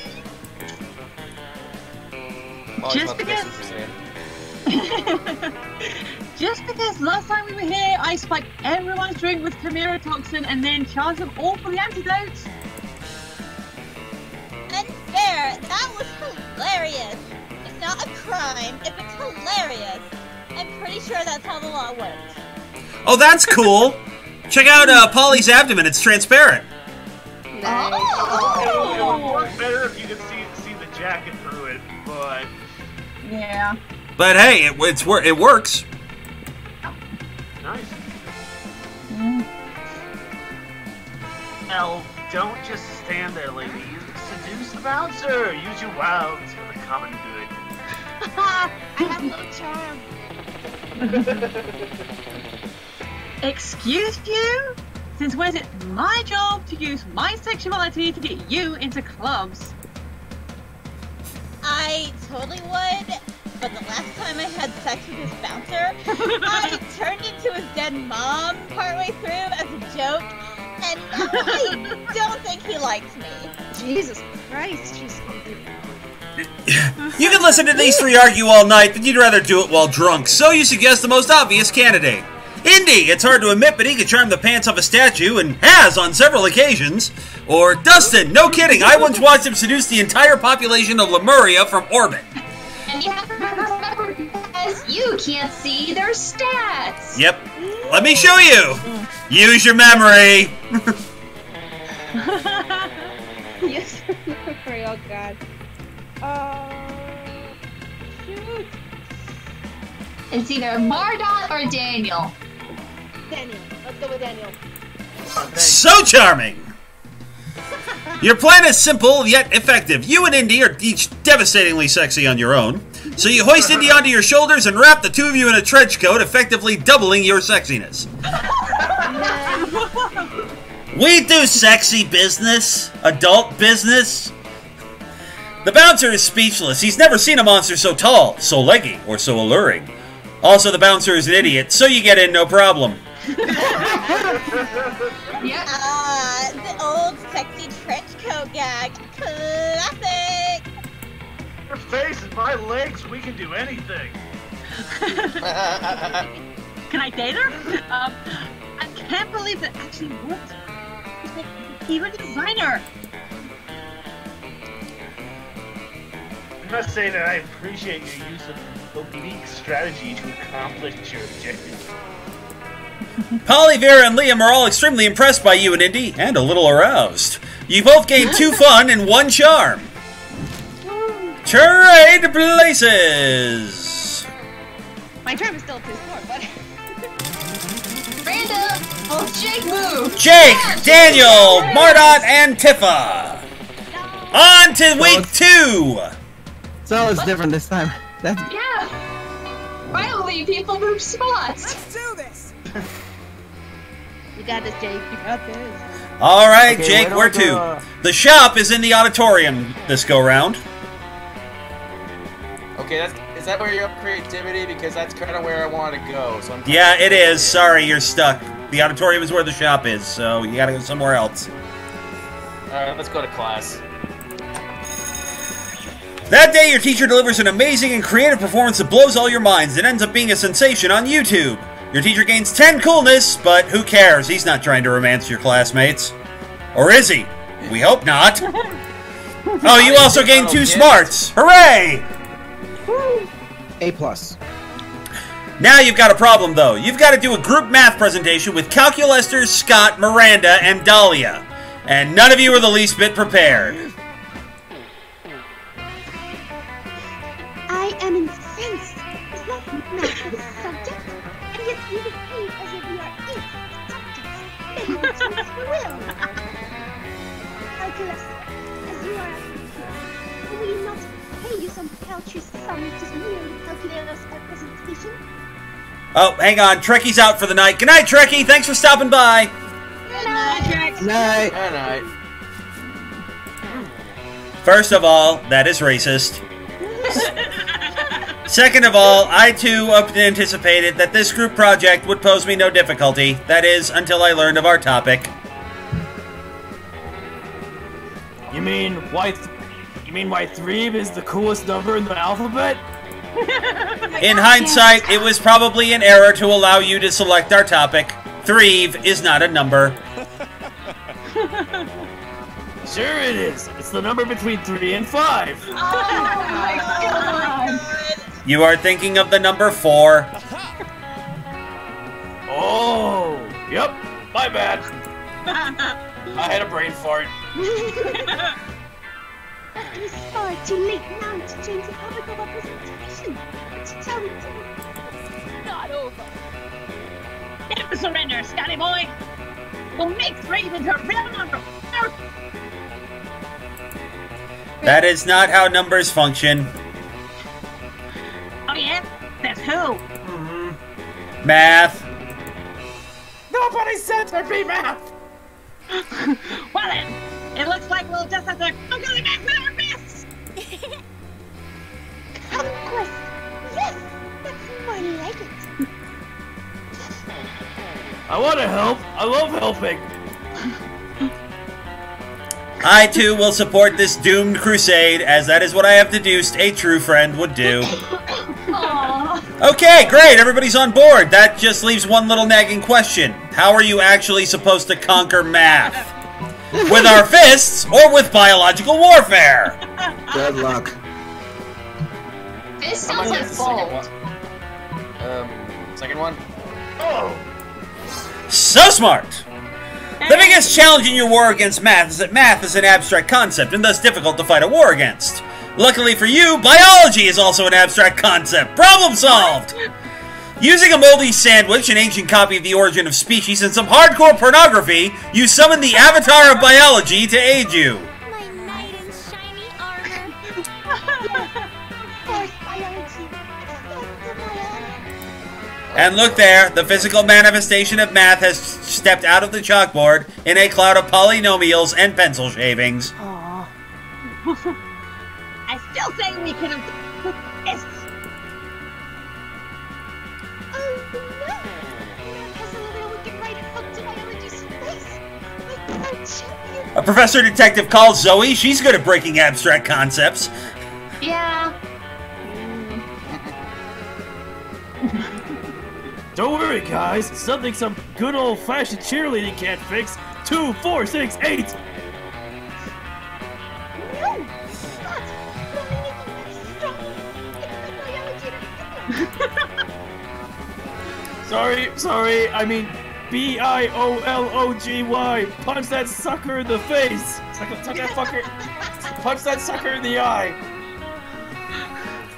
Yes! Punching! I'm dying. Biology has Oh god.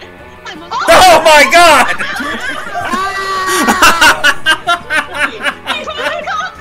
Okay. Okay, I love the Faith No More reference with this. Tree! Aggressive! Tree! E! Aggressive! It is done! Biology has conquered math! I would calculate the probability of this occurrence, but it no longer seems possible to calculate anything. Luckily, Spooky High has a backup math generator for just such emergencies, so you're still able to gain 2 boldness and 1 charm. And F and math.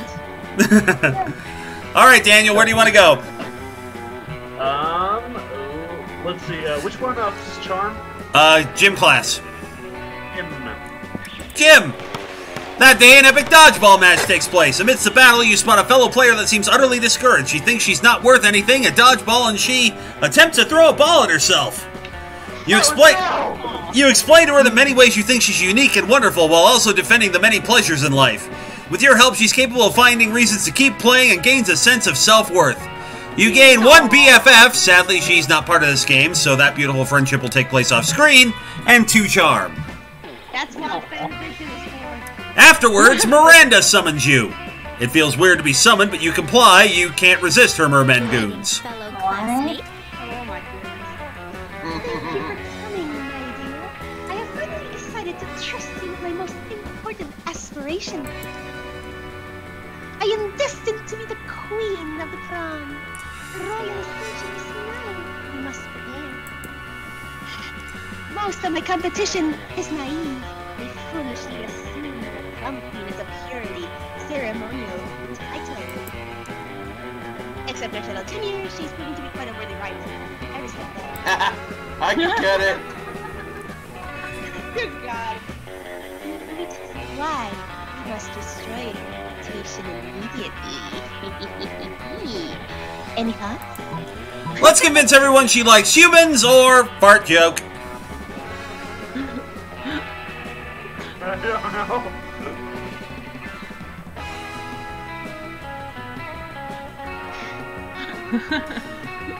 Ethan in the chat, have you tried stabbing her with a boat?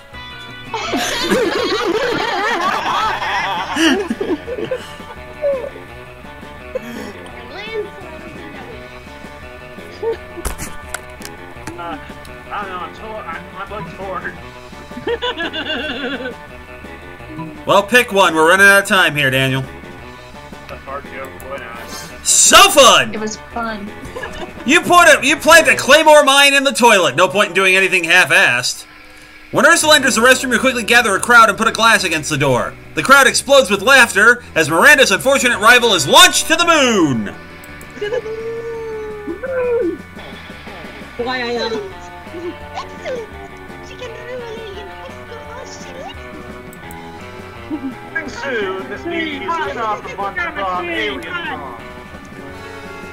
Also, I'm gonna start an alternative space program off my bucket list. Oh, you wanted a fart pillow? You should have been more specific. You gained 2 boldness and 1 fun. Sure. Alright, Mardot, here we go. Smarts 9, boldness 5, creativity 2, charm 12, fun 11, money 5. Where to? I'm off to the library. Okay. Making money. That day, you spend some time in the library's PC, sending malicious spam emails in the hopes of stealing other people's money. It doesn't sound very nice, but who's really the one to blame if they respond to such a blatant scam? You lose 10 karma, which isn't a stat in this game, so who cares, and you gain 2 money. Later, you see Liam rolling his eyes at his phone. You ask him what's up before he can roll them right out of his head. Trouble with my status on Facebook. I expressed a positive opinion about bug manicures, which I obviously meant ironically. Now my so-called friends are responding with blatant, unironic pictures of themselves with centipedes glued to their nails. Ew! No, being aloof and misunderstood is my brand, but I want to be misunderstood on my own terms, not theirs. What kind of status could I prove that it would be idiot? Turning off YouTube. Flat out post that everyone currently reading this status is an idiot, or vague blog! Vague blog for your life! Oh god, Ethan in the chat, Eudicles! Vague blog. Vague blog for your life. Let's vague blog them. So smart! It's a tricky proposition. Welcome to Leon Daylight Court. Luckily, I'm a master of the blogging arts. The trick is to reel people in with an intriguing premise. Absolutely clear that they will never know what it is! Best day ever. No, I don't want to talk about it. I'm sick of this, but I don't kiss and tell, or fright and tell. I'll do something like, it's all your fault. You know who you are, and then a high-heeled shoe emoji. Apparently I'm bleeding. What? What? You alright? What? I'm fine. No, I scratched my arm, so apparently too hard. Ow. Oh. A thing happens to me where I'll like find cuts on my hands like all the time, and I have no idea where it got from. Does this explain all the rummaging around I hear in the cutlery drawer at night, son? No, it's not, I don't like wake up with them. They happen in the middle, in the middle of the day. But anyway. Yeah, that happens to me once in a while. Anyway, continue. Yeah. Possibly misinterpret that because there's nothing to misinterpret.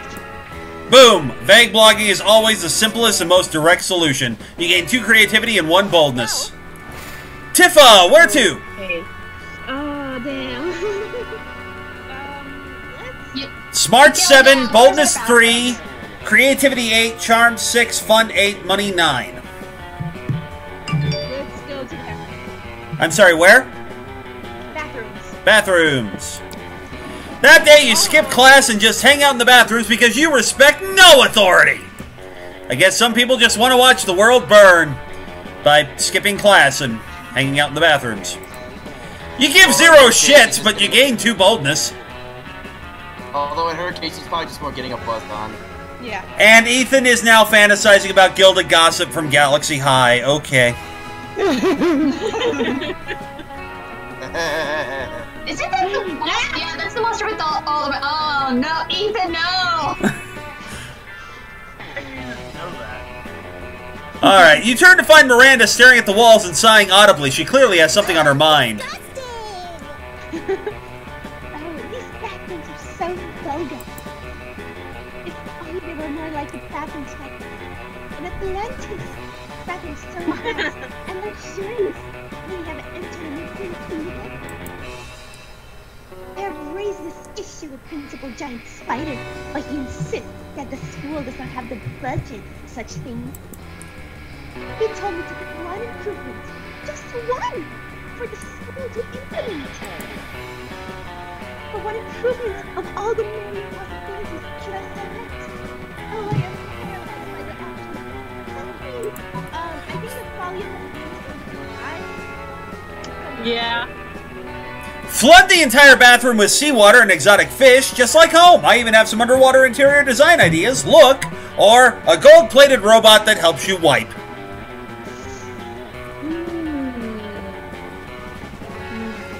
Flooded. So creative! Hell yeah. Oh, but of course, it was elementary law, the version. My dear Watson. Only not so elementary. Yeah, true. I have often argued that one of the major issues in this site is that it is not clean enough water. We're better to start than the bathrooms. Within hours, a team of contractors have arrived to brick up the entrance to the bathrooms, drill a hole in the roof, and dump in a bunch of salt water. Oh, it's like all we need to do is have low. Miranda dives into the bathrooms to laugh and frolic. They'll probably fix it in a couple of days, but in the meantime, let's hope you're not made out of fire or anything. You gain 2 fun and 1 creativity. Trade places. Aaron, I am actually having trouble hearing Tifa over the music. There's nothing I can do. Short of... No, it's just... Like, I can hear Tifa, it's just... Tifa, if there's anything you can do to up the volume on your mic, it would be helpful. I don't know if you can do anything. I have it like right next to my nose, so kind of weird. Yeah, there's... You're on your phone, aren't you? Yeah, but I have my headphones on, so I have the mic like right next to my. Yeah, I don't know what's going on. It must be Discord. I have no idea. Alright, anyway. Discord. We'll just have to deal. I'm sorry. Marta! Tifa! Hey, we're back to our original order! Jinx, well. Things always go. I love it when things come full circle. Yeah. Alright, we're off to lunch! Alright, so, what do we got? Okay, things are a little bit different this go-round. We got Calculester and Miranda at one table, we got Zoe and Liam at another, we got Scott and Polly at a third, the coach is at the fourth table, because, and for those who don't play, when we see an NPC, like, when we see a character that we don't go after, that usually boosts one or more of your stats, and of course, we have the shop. Where do you want to go? That's interesting, but you know, let's go talk to Liam and Zoe. Liam and Zoe? Alright. You find Liam bending over his burrito with intense concentration. He's obviously taking a food pic for Instagram. He channels the silent energy of the moon. Zoe is right behind him, peeking over his shoulder and giggling. She channels the giggling energy of the moon. Leo, this pic is all wrong. Tell the breed to smile with its eyes and make its cheese look less melty. And add a filter. Filter more. Filter again. Why must I constantly be disturbed while taking my refined food pics? No one understands my superior sense of humor. Maybe because that's my phone you're using? A fair point, but my phone is charging! What am I supposed to do with this food in the cafeteria at lunchtime? Eat it? I think not. You purple dork! I'm just saying that if you just wanted to reach 2 levels of Texas beauty, you should add this sticker and gym it to your food pic. Nothing says good taste like pasting the face of a K-pop star next to a high school burrito. You're a Rango. For a moment, all three of you just admire the Jimin sticker. Liam shakes it off and regains his composure. Let's agree to disagree, timeless horror. Ethan in the chat, purple pot meet purple kettle.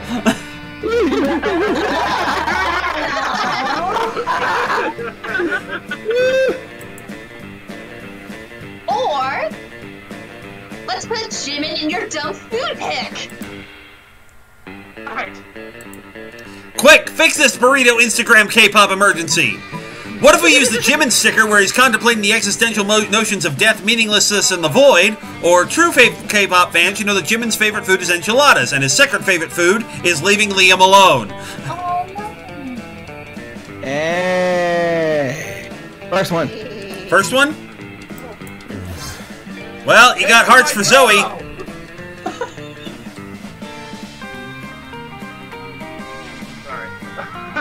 Why did Daniel win an Anchorage? I had no idea what you just said. I think Daniel just, his heart exploded of sadness. A little bit, yeah. Had me at meaningless. I'll allow this nonsense. Yay! Now snap that thing. Must admit, Jimin adds quite a powerful pathos to this bean and cheese burrito. This appropriation of mainstream culture is quite satisfying. Zoe's pick goes mega uba super viral, and now the whole world is Jimining their burritos. Jeez, the internet is weird. But not as weird as your high school. Question, what's Jimin? I have no idea. A K-pop star, apparently. Oh, there's a moment that they talk about the K-pop band BTS. I think that might be one of the members. Yes, it is. Of course it is. References we don't get. Old. All right, Smart 7, both stats don't matter in this case. Where do you want to go, Tifa? Miranda and Calculister. I'm curious. You arrive at your chosen table to find that Miranda has locked one of her eating serfs in an Iron Maiden. You're unfazed, but Calculister is very phased. What? Wow. Fred Miranda.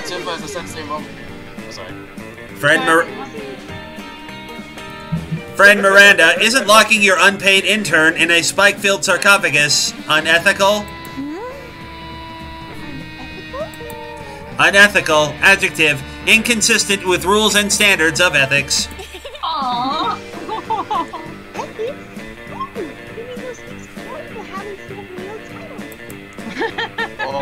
But I thought that ethics were a critical part of being a good organic creature. That's a common misconception. The key to being good is having a lot of money and punishing anyone who dares disrespect you. For example, this saucy serf dared to put ketchup on the hot dog she was eating on my behalf. As if I were the sort of person to put ketchup on a hot dog. 48 hours in the Iron Maiden No! Warning, friend statements are inconsistent with eternal moral compass. Existential crisis imminent. Oh no! Uh-oh. Quick, set Miranda straight. Or set Calculister crooked. What's this, Calculister? Disagreeing with Miranda? Looks like it's disrespectful prison time for someone else, too. No! Miranda, let's punish your serf in a different way. Say by giving her a frowny face sticker with really aggressive glitter. So from what I can tell, you want the first one to impress Miranda, you want the second one to impress Calculister. I don't want to put Calculister in prison. Which one, Tifa? I'm sorry. The first one. Okay. Oh, sorry, Katie Armor. Right to arm. Luckily, I always keep the second Iron Maiden on An Iron Maiden is an ineffective form of punishment for me, as I am made of steel and do not require sleep or freedom. However, I understand that punishing me is important to you, and so I will attempt to appear upset. Engage lamentation. Oh, no, please. I am punished.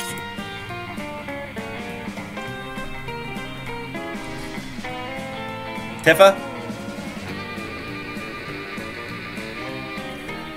Tifa? Hello? Oh, thank God. Yeah, the Discord kind of dipped on me, sorry. I might be here. Oh. I'm here. Sorry, Discord was weird for a second. Okay. Oh, thank goodness I wasn't the I only one. completely lost everything. I got it now, but I don't see anything. Alright, we're back. We're good. Okay, Tifa, it's you. Alrighty. The screen share's gone funny. For me, it's back. Let's see. That's more like it. Maybe you'll think twice before disagreeing with me in the future. I think trillions of times per second, but for the sake of simplicity, yes, I agree to think at least twice. Calculister remains in the Iron Maiden for the rest of lunch. He doesn't seem to mind, and you get some alone time with Miranda. Nice. Oh, yeah, Ethan in the chat. Hey, Lester, I got tickets to Iron Maiden! Shoves him inside. Oh my God. Is anyone else having a problem with the screen share? Because I've just got a small window. Just click on it. Where you just when you see it, just whoever has like the game, just click on that. I'm trying. Oh, there it goes. Alright, whose turn is it? It is Daniel. So where do you want to go? We got Scott and Polly, the shop, or Coach?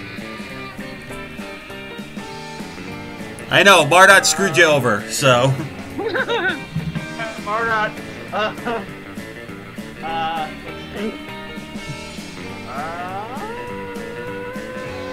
go to the shop. Okay. What's up? Let's face it, you're probably going to end up losing your money in some stupid way anyway. Why not spend it here first? It's called just being smart. Okay, so we have A tampon used by the former prom queen. We got the funny glasses. We got the Russian novel. The gift that keeps on giving. We got a sexy fake Latin accent.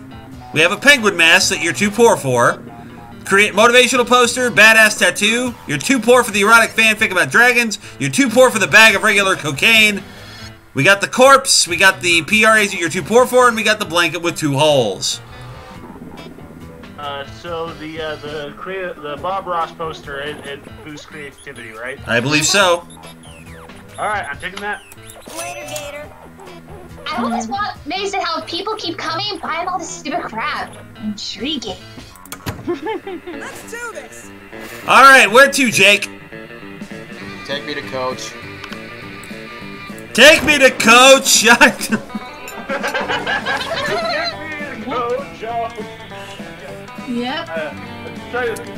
All right. Hey, Mardot, you want to take Coach? Why not? Okay. You're desperately trying to enjoy your meal in peace, but Coach insists on striking up a conversation. Hi, my beloved student. Hey there, bud. What you drinking? What? Milk? That's it? That's hardly a drink at all. Everybody knows the drink is the backbone of a balanced lunch. And what would be well backbones? I don't know.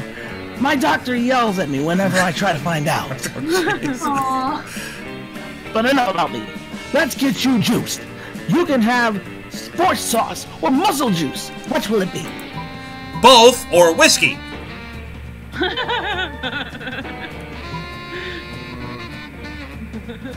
Whiskey. I don't remember offering you any whiskey. But you chose it, so I must offer it to you. Otherwise, why would you have chosen it? Youth is a gift. Because I want to get myself wasted. Oh well. He's starting a bit like the Godfather. Oh well. Guess I've just got to go out and buy you a case of whiskey. Wait. Coach marches off to illegally purchase a whole bunch of alcohol on your behalf. When all your classmates realize they can get Coach to buy the booze just by asking, you've become the coolest kid in school. You gain 4 fun. Okay, quick poll. Quick poll. Who's dumber, Scott or Coach? Right now? My money's on Coach. Tony the Tiger. I honestly can't decide. Scott. Yeah. All right. A dumb child. Damn it! Same order again.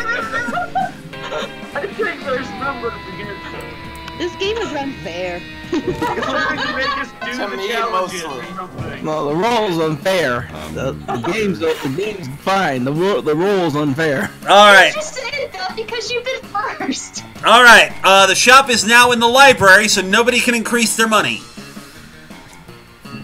Yeah. So I guess I will go. I guess I'll go to the can. Go to where? Oh, the bathroom. Okay. John. That day you just skip class and just hang out in the bathrooms because you respect no authority. While in the bathroom, you tell yourself in the mirror that you're so bold you would kill a tiny, big-eyed turtle with your bare hands.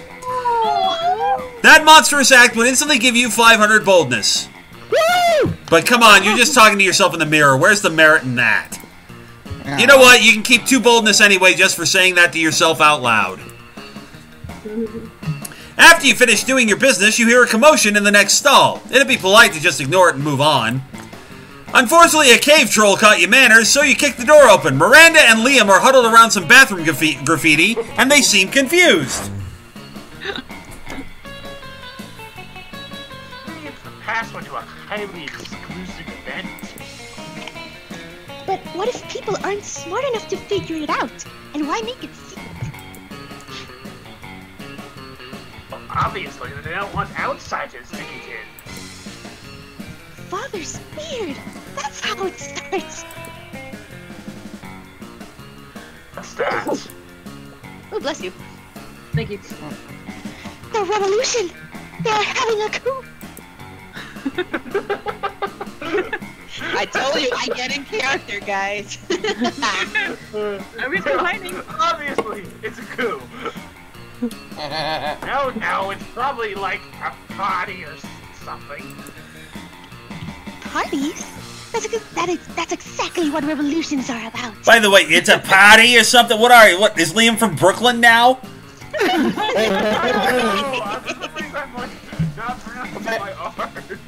Vampire in Brooklyn. He's Eddie Murphy. It all makes sense. I'm too young to have a revolution. You're not sure why this random piece of bathroom scrawl is so important, but this is a great opportunity to press them both. You confidently tell them, isn't it obvious it's an exclusive download code for the internet's hottest multimedia dating sim, Human Prom? Or, that's Polly's number. Oh. Polly's number. Polly's number. This place is obviously meant to be bold, so let's just be bold. That's Polly's number. So charming! Yay! All in there. Please, don't let it be a revolution. This is Polly's voicemail, so, Oh, yeah. Hello, this is Polly's very hot line, a subsidiary of Medusa Inc.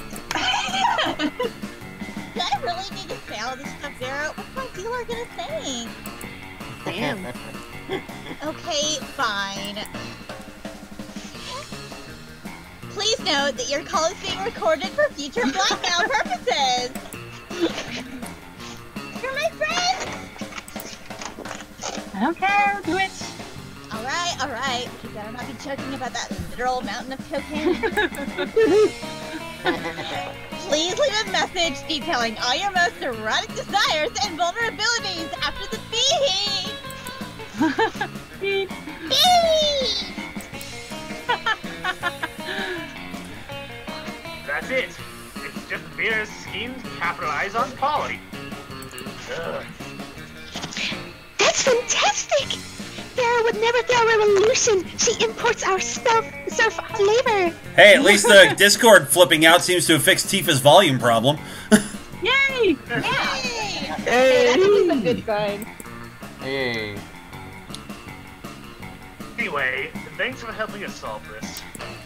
Revolution averted with one ambiguous hotline. You can't help but wonder what exactly it's for. You get 2 smarts and 1 charm. Oh, God damn it, Ethan. He said 8675309. Damn you, Tommy Dudo! Because he thought that's what the number was. Alright, Tifa, where do you want to go? Smart 7, boldness 5, creativity 9, charm 6, fun 10, money 9. Let's see, where do we go? There's so much cream in this giant Oreo. My mom's eating an Oreo, actually. Like, no joke. Oh my goodness. Let's see. Oh, dang it. Oreo. I don't like Oreos. Where do we go now? Yeah. Where do we go? No, I'm holding a most stuffed Oreo right now. It's so much cream. It's good. I'm not gonna make a joke about that. Get out, everybody! He's here all week. Alright, Tifa, where do you want to go? Which one boosts, wait a minute. Okay, library was money, right? Right, but you can't go there because the shop's there this round. Yeah, that's why I'm asking. Let's see, let's go to the auditorium. Okay. Everybody's sabotaging Daniel. That day while rehearsing for the class play, you totally forget your lines. It's terrible. But you don't let that get you down. You start improvising all your lines. And it's marvelous. Somehow it enhances the path of the play in unexpected ways. And that's saying something, since half of your improvisation is a rap battle against your inner fears. Yeah. You gain 2 creativity. Oh, woe is me. Alas, and alack, baby. Miranda throwing a hissy fit? Must be Tuesday. Still, what else are you gonna do? Study? Ha! Oh, hello. Don't mind me. I'm simply enjoying the most horrible injustice that happened to anyone ever. You shan't believe such cruelty could happen at our own school. But just today, Mrs. the Loch Ness Monster told me that I shall be receiving a B+ in her class. A B+! And all because I seldom attended. Does she not understand the importance of my daily royal manicures? adored grade will surely cause father to cease paying for my seahorse insurance as punishment. And then how shall suitors call upon me?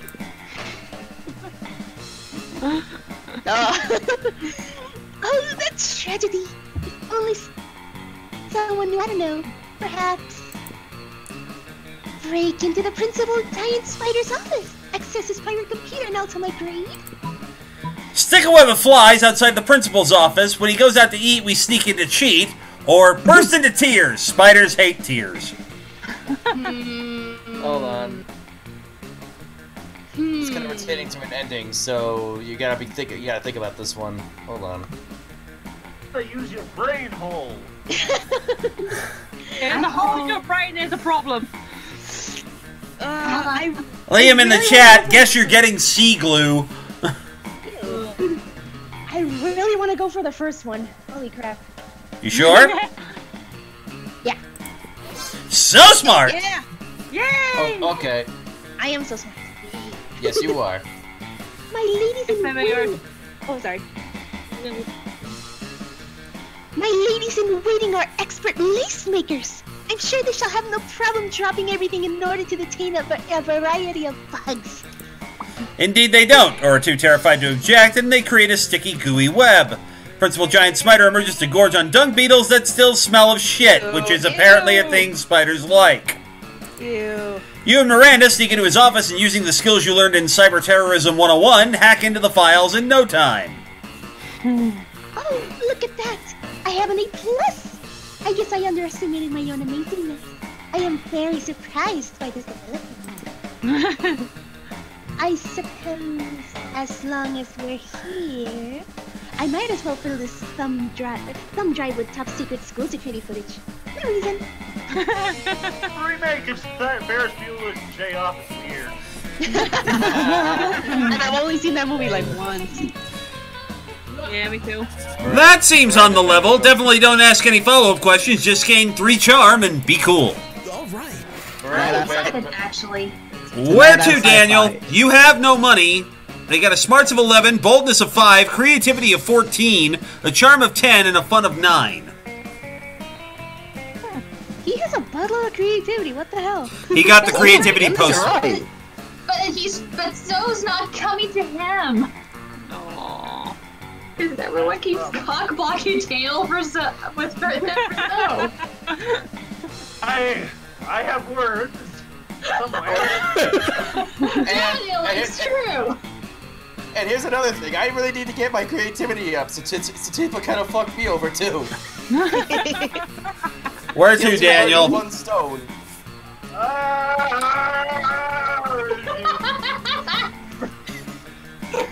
What's my creativity versus my charm? Or not creativity, charm versus fun. 10 in charm, 9 in fun. I don't know. From what I've been looking up online, Zoe's things are creativity and charm and maybe fun, and nobody's quite sure yet. So I'm trying to debate which one's more important. Meh. Well, fun is lower than charm, so... Yeah, take me away to outdoors. That day during recess, you start a half-hour rave that goes full crazy. Here he is! At 1.1, the small magical Latino cat slips on a banana peel. You start to laugh at him. He asks you to stop, but you don't. You laugh so hard at him that you somehow steal 2 fun from him. Hooray! Somebody puts a sack over your head and throws you in the car. You drive for hours before they let you out and take the sack off. It's clearly the first floor restroom.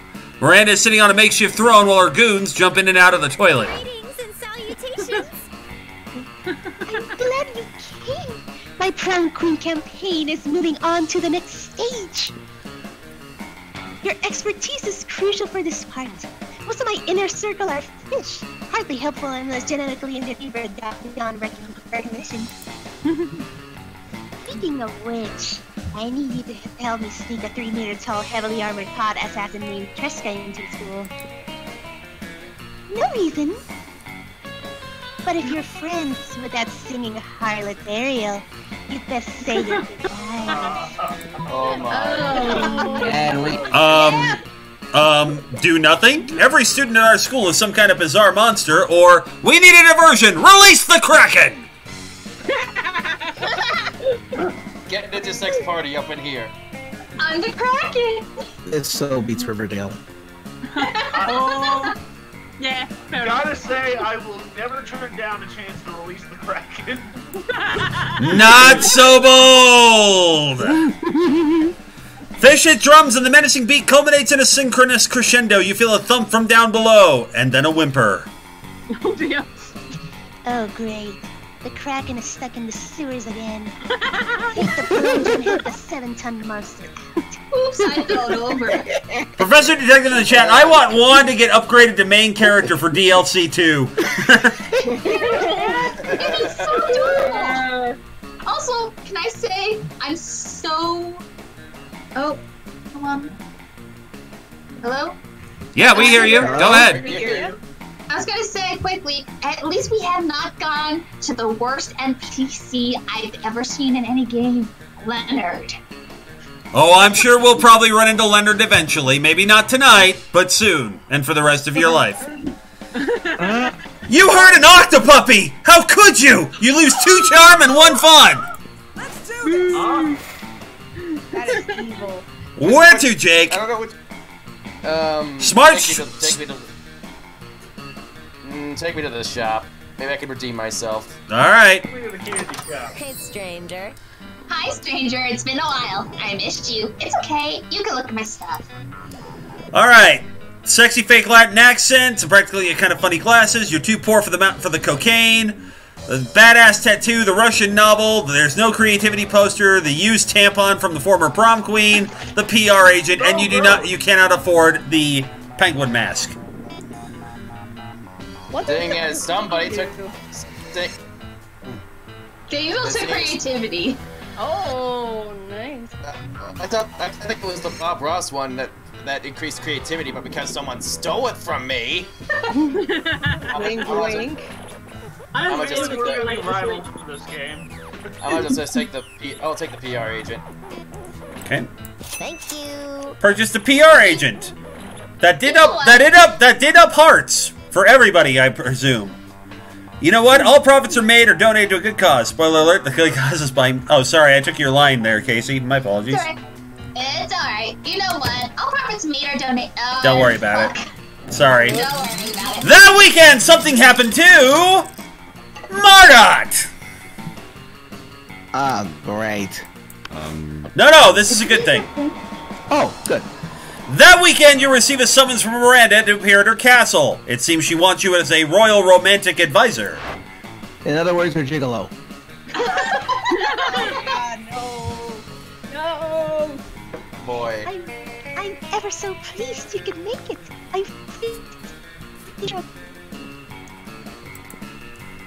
Two suitors at our beloved high school have laid claim to my heart. Indy and Vicky. Oh! Damn, Lee. Don't know why she's distracted me.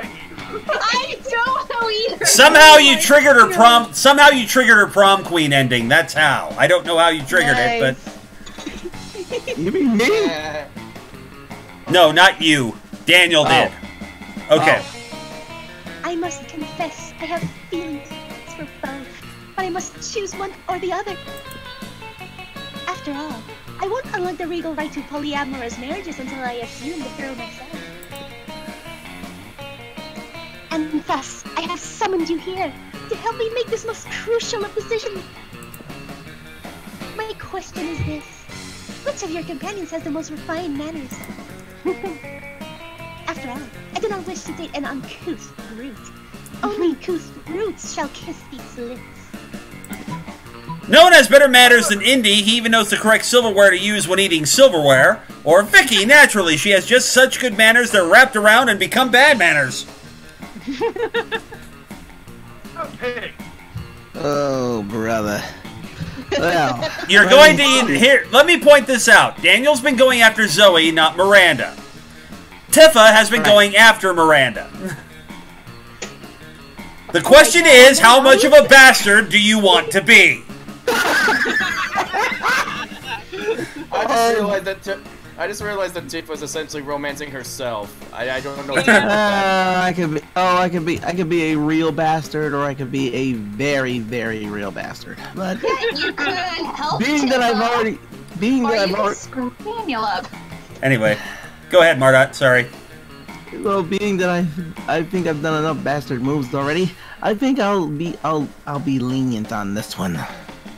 So Vicky, then. Yes. Much appreciated. I didn't even know that was possible. Bad manners can be good? Yes. Around the corner, looking like a dickhead. But if bad manners can be good, does that mean that my really good manners are bad? I must strive to be worse in order to be better. I must fail to say excuse me when I sneeze. I must poorly execute my curtsies. Good luck with that. You know what to say, you got another one to break him. I must use the goose knife when eating pheasant. There's a thing called there's such a thing as a goose knife? No, in this game there is like literally silverware for everything, like the butter dagger. Oh, okay. No, I simply cannot. It seems to Vicky is more well-mannered than I can ever hope to be. But perhaps in time I could learn from. It helps. Nice work reframing Vicky's terrible manners as a plus. You should work in politics. She gained 2 charm. Okay, no, anything in the chat. He's quoting the song from the Lorax. Get out! The only good thing about that movie. That song is the only good thing in that movie. And only if it's completely contextless. Which song? How bad can I be? Oh. So, it's Jake, Mardot, Tifa, and Daniel. I'm finally first. Alright, week 3. Okay, last chance, guys. 2 chances to bump your stats, and 1 last chance to romance. Where to, Jake? Eldritch Abomination. I need to go to the auditorium. Creativity boost like That day, while rehearsing for the class play, you can't help but feel you're not as good as the role requires you to be. There doesn't seem to be any ordinary way of getting yourself there, but there might be an extraordinary way. You summon the devil, one of many, and make a deal to enhance your creativity just a bit. You gain 2 creativity. You also lose 3 years of life as your end of the deal, but who cares? They weren't happening in-game anyway. And so, after careful internet research, this plant truly does look good enough to marry! Oh no! There he is. That's right, it is I, the interdimensional prince, popping once more into this dimension to take for my betrothed and of legal age high schooler. And this time I'm here for... You start to think of a polite way to explain that you're only interested in one of your 6 most charismatic classmates, or perhaps some bonus newbies, or maybe even people not on anyone else's radar after you bought an item at the shop or something. That plant right there! My plant? This plant? Planchelina Joliffe?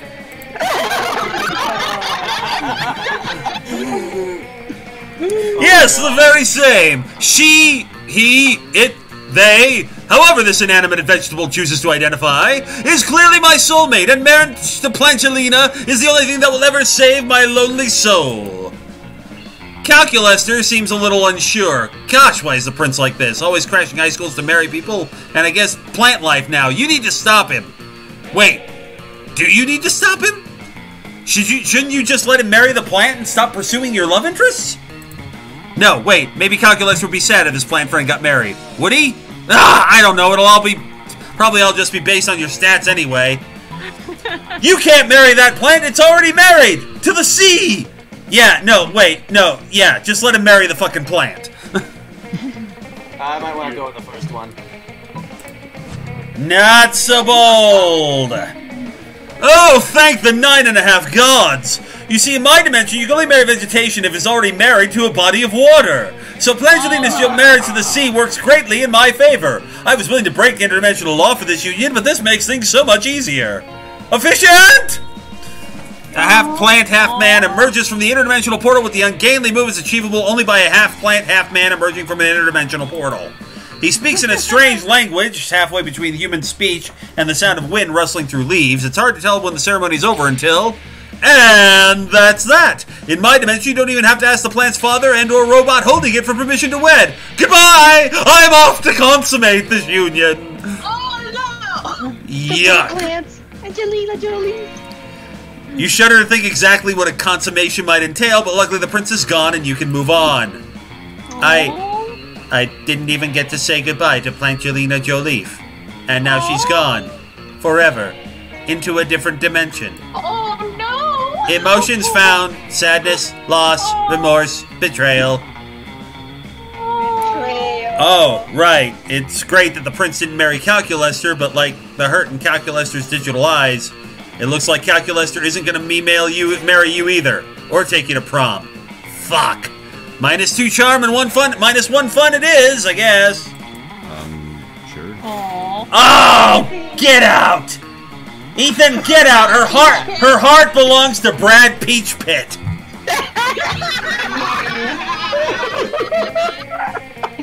I was waiting for you to see that.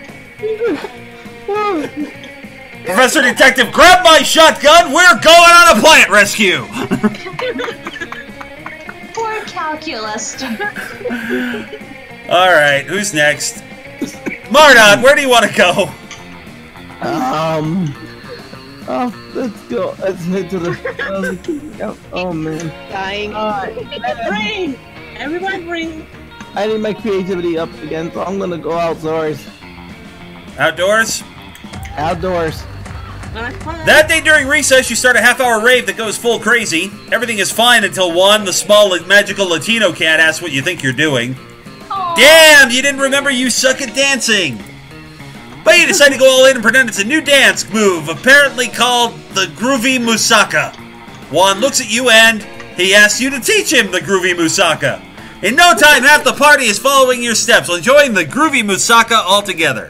It's a party to remember. You gain 2 fun and a cool story to tell your grandkids someday. Liam doesn't participate. Liam doesn't participate in the rave. He's busy sunning himself. In the shade. Inside a coffin. He calls it sunning himself because he thinks it's ironic.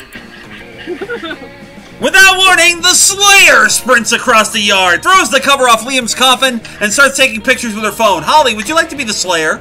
Yes. Ha! Everyone looks ugly when they're just woken up. I'm going to post these on my Instagram. Is that how you look at your Instagram?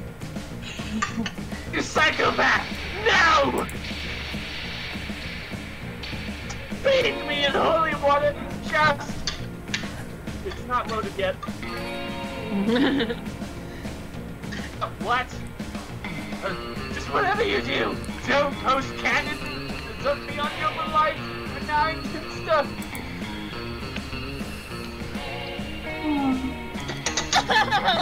Oh, it's happening, suckboy! What you gonna do about it?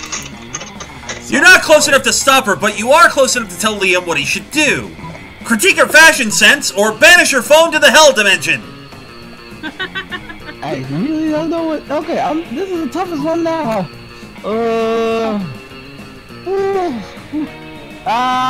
Critique her fashion sense. So charming! It worked! Of course! I was going to do that anyway.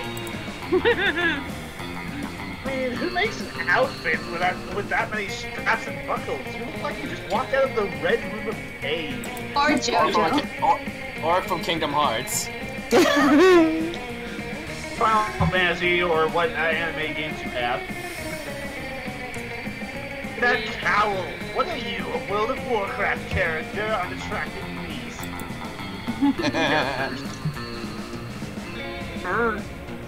Hold on, I think I'm getting a call. 1 moment, please.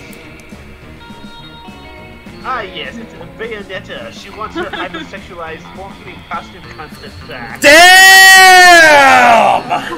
That's cold. That is cold. I also snapped. Yeah. Vampire bringing the fire, y'all. Fine! Fine, I'll delete the photos. Just quit it with all those harsh names. Well, I'll stop. For now. You come at me again, though, and we're going to have to talk about those I love that expression on Liam's face. I love that too. Liam winks at you. You're glad you left your knee-high leather boots and crotchless leggings at home today. You gained 2 creativity and 1 charm. Oh, Ethan, cringe. I thought Liam was the only one getting burned by the sunlight. Oh! Ow. All right, Tifa, where do you want to go? The library. That burned. That day you spend some time on the library's PCs playing some good old online poker. Gambling seems like a stupid and dangerous decision. But who cares? This time it paid off, so fuck it. You gained 2 money. You're checking your email in the library when you see one from an address you don't recognize. The subject is urgent, funds needed, emergency. It seems important, so you open it. Hello, my name is Nazaret Aswad, the total legitimate prince of Ethiopia. Due to recent cruel betrayal to hand up my brother Gambala Awasa, who brought many in whores with government money, my kingdom is in terrible debt. I require only a paltry loan of 1,000 US American to regain my footing. Alternately, you may simply provide your bank account and routing number and I will transfer the funds myself. Once I have repaid the debt, I will compensate you with 10,000 handsome US dollars American recompense. Sincerely, Nazaret Awasa, legitimate prince of legitimate actual Ethiopian government of Ethiopia. His story is so sad. You really only have 2 options here. Send $100, you're not made of money, or write back to the Honorable Nazaret Aswa of Ethiopia. While I cannot offer you direct financial support at this time, here are some tips for how you might improve your failing economic system. Wow, okay, I really want to cheat. Is this character like a real thing? You'll find out. Oh, boo. Okay, let's go for the second option. Not so smart. You settle down to write a detailed financial proposal. After 3 hours, your proposal consists of maybe don't let your brother buy so many whores? Satisfied, you hit send. Later, you run into Miranda. She is inconsolable. Oh, the poor thing. Oh, that's the day. My second cousin's husband, a legitimate prince of what? Oh.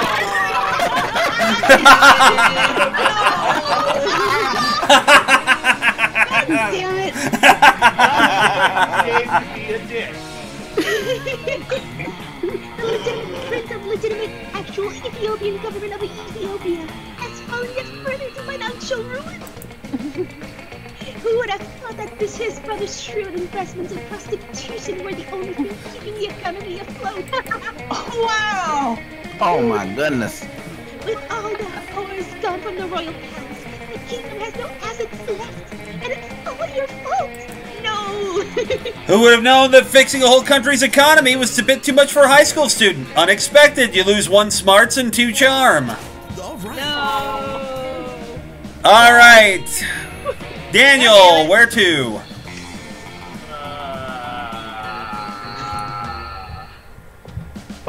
I really don't have that many options left, do I? Well, the ones you you can do your charm. You can bump up your charm. No, the gym's there. Oh, damn it! The shop's in the gym. Sorry, no, you can't. Oh. Smarts or boldness? Those are your only options. Your bold is at 5. Who's the one that's...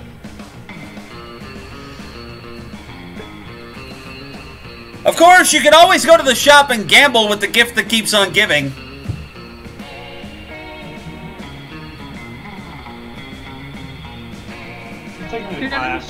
Class? That day, you're astonished by some new stuff you learn in class. You thought the high school was all about doing stupid shit with your friends and trying to find true love. Who would have thought that class could actually be useful? What a nice surprise. You gain 1 valuable lesson, good luck trying to use that within the game, and 2 smarts.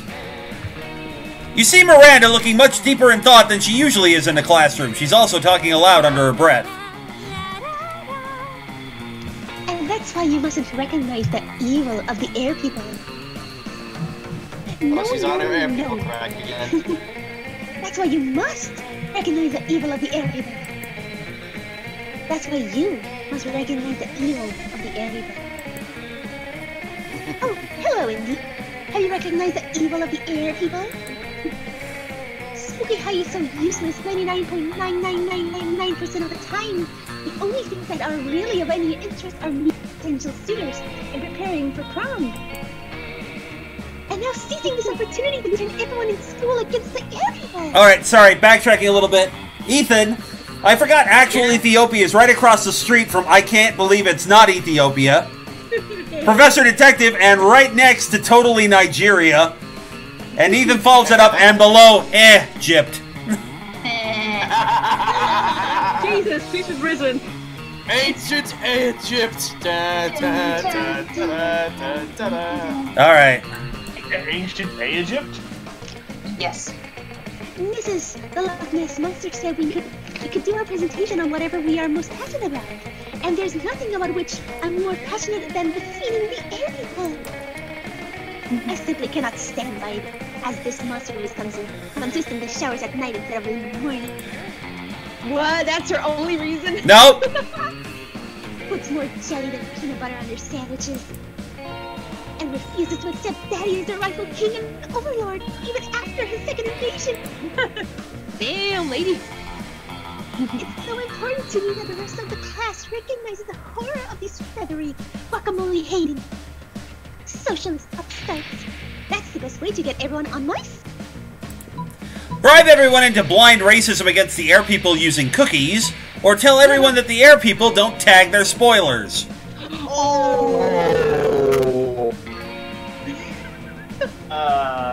Ethan in the chat, mermaids hating air breathers, Nazis. Ethan, you're grounded. Nazis. Nazis. Oh. There it is. Good God. Oh. Alright, which one, Daniel? Yeah. Say what? I don't care. Pick one. Doesn't care. Fine, they don't tag their spoilers. Yay. So creative. Aha! Yes! That's exactly how you get the hearts of high schools. The genocides my kingdom has committed are nothing compared to the agony of coming across an untagged spoiler. Surely my classmates will see the unchecked plot twist explosions as a sign that the air people are the monsters they are. I mean, technically you're all monsters, aren't you? Isn't this spooky high school? Aren't you trying to go to Monster Prom? Whatever. The point is, Miranda ends up giving a bomb.com presentation full of very convincing propaganda.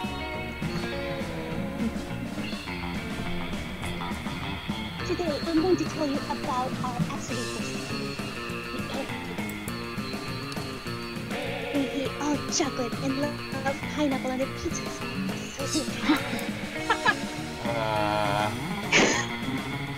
My father has invaded the Air Kingdom no less than 4 times, and yet they still refuse to submit to the Mer People's rule. Holly? Sorry. I was trying to not sneeze. Okay. Hey, Mary, I hate to be the one to tell you this, but it kind of sounds like your kingdom, maybe. Remember when all those episodes of Sport of Seeds were sleep? Yeah! It fucked up my plumbing plans because everyone was fucking busy freaking out. It was the air people. When someone revealed it was Professor Lufresh who was murdered in the new... When someone revealed it was Professor Lufresh who was murdered in the new Gavin Bell Tower and the Bell Tower of Hell book. Oh, I get it. It's me. Yep. That was the worst part of my whole fucking childhood. Air people. Oh man, all these things have made my friends sad. These air people must be horrible. Yes, Scott. Have you ever had to record a sports game to watch later only to find out the score before you got home? Yeah, I have! And every time that happened, it's been the worst thing that's ever happened to me!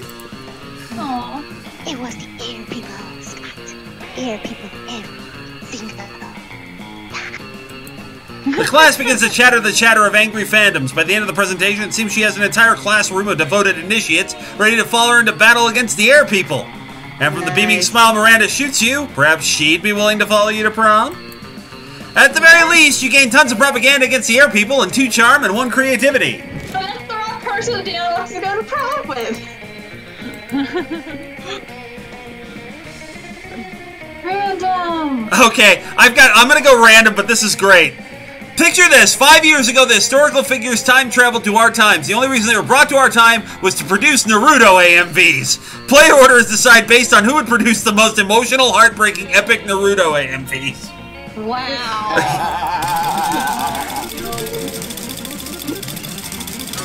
Yay, a first. Same order. No, it's I guess the same. What? This game is random. This thing doesn't know the first thing of random. Alright, so we've got Polly and Scott at one table, Zoe and Calculester at another, Miranda and Liam at a third, the shop, and the Slayer. Where do you want to go, Jake? Zoe! Would everybody please stay the hell away from Zoe and Calculester's table? Before Daniel loses his damn mind. Well, bad news for him because I want to go to the Calculester table. Why? Because Daniel has marked for death. All right. I want to at least have a chance at winning. Okay. If I have any chance. Entire game, you guys advocated both directions at the start. I think you broke him, Jake. This is the game that your son broke, Aaron. Yeah, he did. He likes the Eldritch Abomination. You sit down with Zoe and Calculester. Zoe seems to have brought some fresh sanity today. That is, she has a screaming man strapped to the table and is currently siphoning his sanity out through his eye sockets. Nice. Oh. Friend Zoe, I'm afraid I must take issue with your current practice. Nice jacket, Lester. Yeah. What, eating? Eating in a manner which causes a human to repeatedly scream, "Kill me," while voiding his bowels and bladder. It does not seem nice. Are you for real? Look, I was born this way, okay? Well, not so much born as ripped from the fabric of reality itself, an anime with equal parts raw malice and the concept of despair. But still, don't judge me. I do not possess the necessary firmware to judge you, Zoe. I do, however, wish that you would find another way to attain sustenance. You can't stand to see these two at odds. Maybe you convince Zoe to change her ways, or convince Calculester that they don't need changing. Zoe, why don't you eat this vegan brownie I brought instead? It's probably way tastier than that guy's sanity. Or, oh, come on, Calculester. Sanity isn't one of the top 5 worst things Zoe could be devouring from this dude. I think the first one is probably the one I want. Wait, are you telling me it's possible to eat food? That is, in fact, the primary purpose of food. Wow, well, this changes everything. Toss me a brownie. Tossing the brownie is unnecessary because you're sitting right next to Zoe, but you don't argue with a woman who has an insane half-corpse tied to a cafeteria table. OMG! Oh my god, this is delicious. It doesn't even taste like suffering a little bit. Oh, Professor Detective in the chat, holy hell, Zoe's a mind flayer. Yeah. Next time on Stranger Things. That is because it is a vegan brownie. You know, I never thought I could enjoy something that didn't involve mutilating a person's body and mind. You opened my many eyes today. But I'm not sure if I'm ready to go full vegan. Maybe I could be a flexitarian, as it's sometimes eating vegan food, sometimes devouring people's minds and souls. It sounds okay enough. Query, what should we do with the gibbering human still affixed to the table? Oh, man, I don't know. So embarrassing. Put him in the trash compactor, I guess? That does seem to be official school policy, yes. You really bond with Calculaster while hauling the convulsing mass of human flesh to the garbage chute. Teamwork makes the dream work. Sure. Mardot, where to?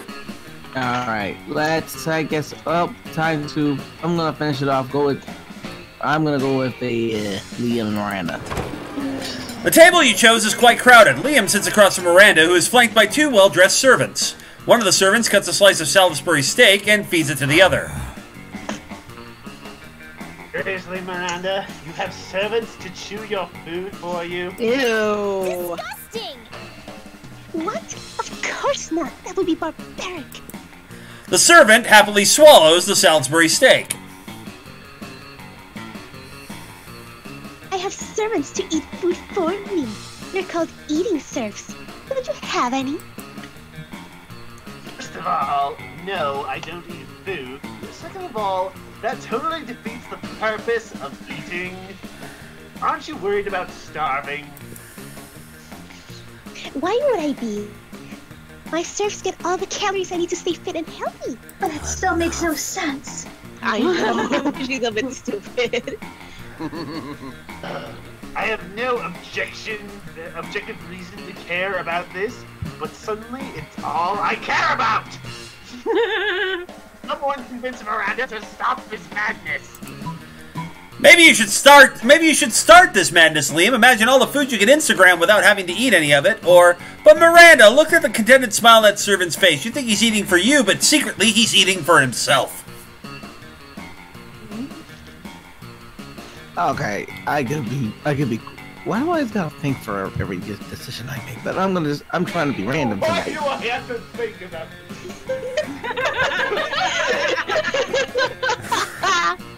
Alright. I'm gonna go. I'm just gonna go with. I'm going to be mean to the servants. The second one. No, it can't be. Gordo, please. But Gordo can't say anything because his mouth is full of delicious Salisbury steak. Salisbury steak which he is obviously eating entirely for his own benefit. Dog, do you want me to starve to death? Is that your plan? Yes. I think maybe he was just taking advantage of the fact that you don't understand how food works. Taking advantage of me, scoundrel! Dopey, eat Gordo for me at once! Ah! The two serfs look at each other, then stuff as much food as they can into their mouths before fleeing the cafeteria. Also, how will I ever get my recommended daily allowance of nutrients? You could try eating? Myself? But how? You and Liam have a ton of fun of laughing at Miranda as she learns how to eat food for apparently the first time in her life. Let's go. Wow. Miranda For is the such first time in forever. Alright, where to, Tifa? Where to, Tifa? We got the shop, we got Polly and Scott, and we've got the Slayer. Polly and Scott. You approach Scott and Polly's table to find them crouched behind a pile of jelly desserts, plotting. Ooh, yum. Dick, Broseph, you're here, bro. Come on, join our huddle. Maybe you're curious about our huge pile of jelly jam gelatinous dessert cups. Well, wonder no more. We're going for the jelly prize. Yeah, we're gonna win it. If we collect the foil cover of 100 jelly desserts, we'll be the lucky winners of. Yes. One free jelly cup. Yeah. Yes. But right now we're stuck. We've only got 99. We only got 99. That means we need. One more, Sky. We need one more. We need one more. You'd give them your jelly dessert, but you already threw it at a bird person you hate. Guess you gotta make a choice. Steal the final jelly dessert from the Jelly Dessert Factory, or make like a puppy dog and beg. All things are sweeter when achieved through pity. Yeah, that one. The second one. Pity, pity, pity. Begging? What? I never beg, except in intricately choreographed and erotic scenarios. Intricately. Intricately. To idiosyncrasy. Is this an intricately choreographed erotic scenario? Oh. Centric Seas. No! Even better! This is gazing sadly at people until they give us food! You happily follow Scott around the cafeteria, whimpering at people for their jelly desserts. Polly just eats all the stockpiled jelly desserts while you're busy begging. Also, no one is willing to give you any jelly desserts. That doesn't matter, as the saying goes, begging is its own reward. That and the quality time you get to spend with Scott, that's also a reward. All right. So to my dogs. So, you got the Slayer or you got the shop, Daniel? Guess I'll go wallow in misery with the Slayer. You're taking a break from socializing to eat your lunch when someone punches you in the knee. It's the Slayer, and she's hiding under your table. Prepare to die! Eat me, pain! Eat me, pain, freak! Now I'm gonna punch your other... Ow! You just threw your apple at her. Finally, used for that red delicious.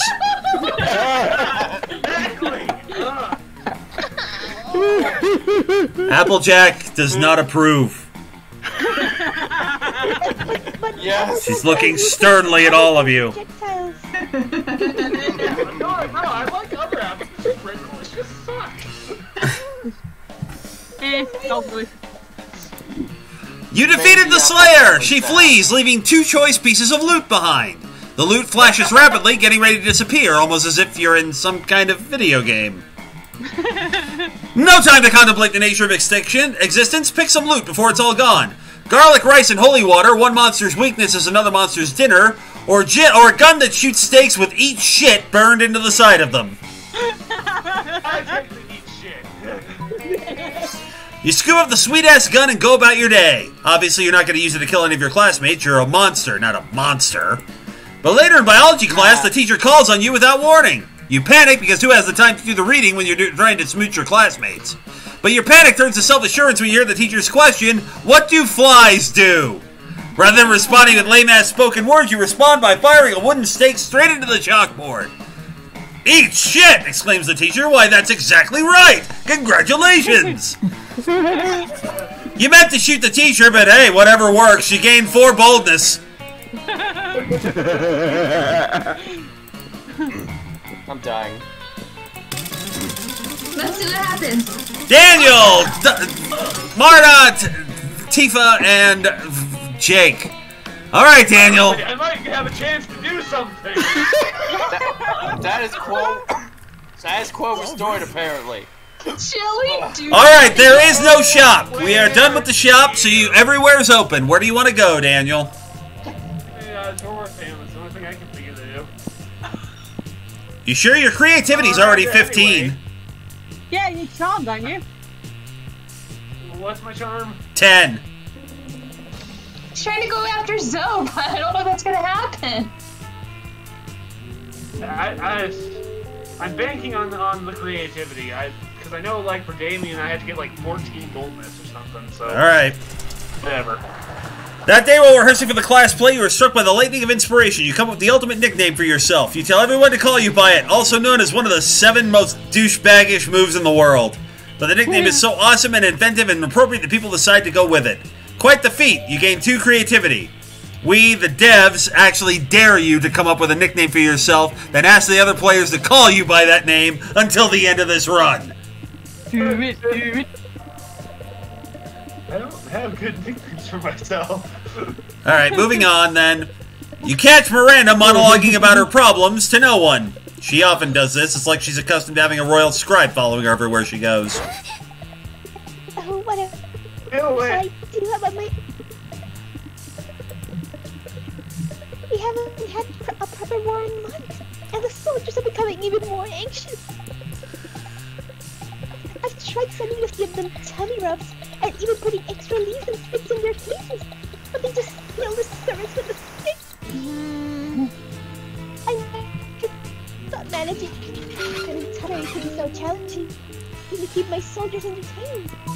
Divide them in half and make them fight a practice war or 1,000 pinatas. Ethan in the chat. Daniel's nickname should be Dynamite. No. Daniel, make a decision. My nickname has to be something much more dorky.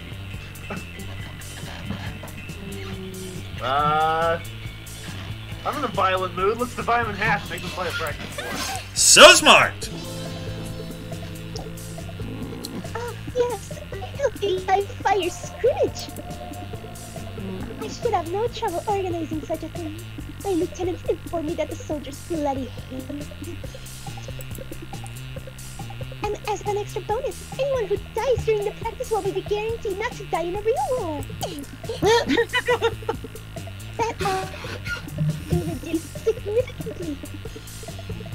Professor Detective, I am now Lord Saint Mystery. All will fear me. Yeah.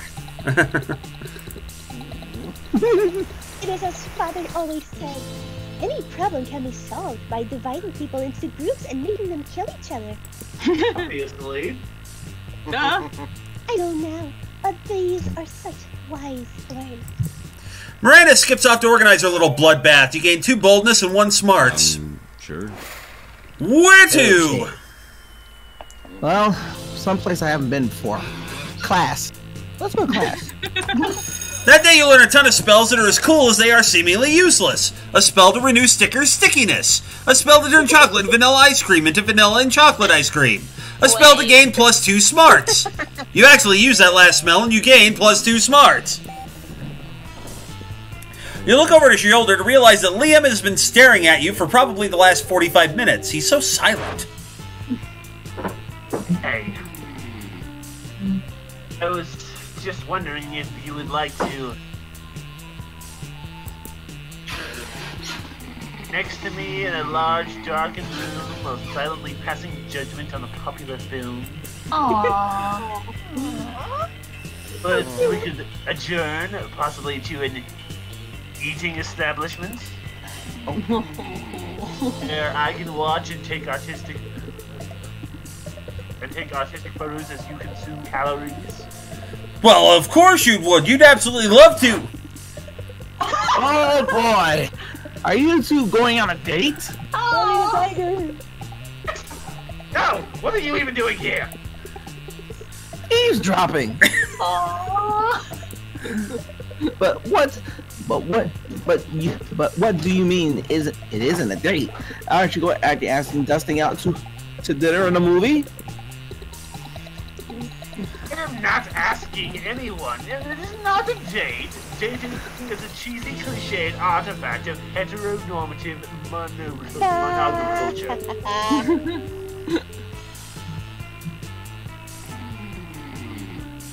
Marta? Oh, sorry. Well, what if it's not a date? What is it?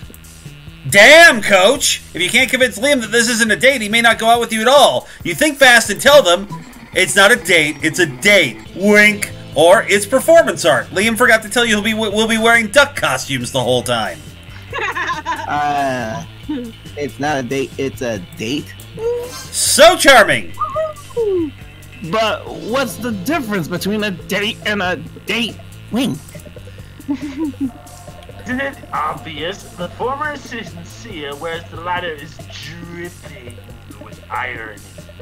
Wow. Oh, okay. I think I understand. So on this date, will there be hand-holding? Coach, you're way too interested in this. It's coming off as kind of creepy. Damn it, Coach. Go back to your Frosted Flakes. It's funny that you say that.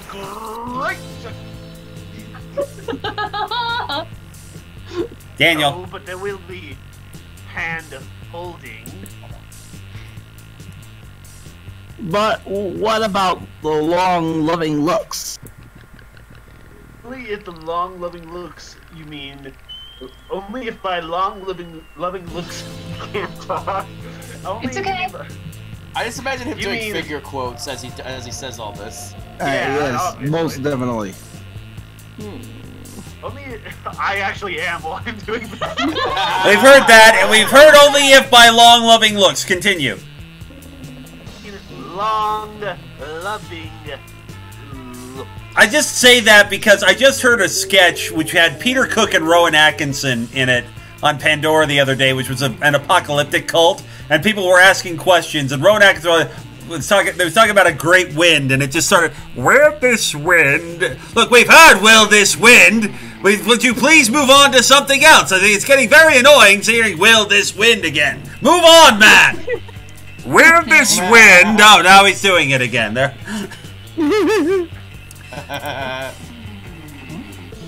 And, will there be any, pulling around? FBI, open up! Yes.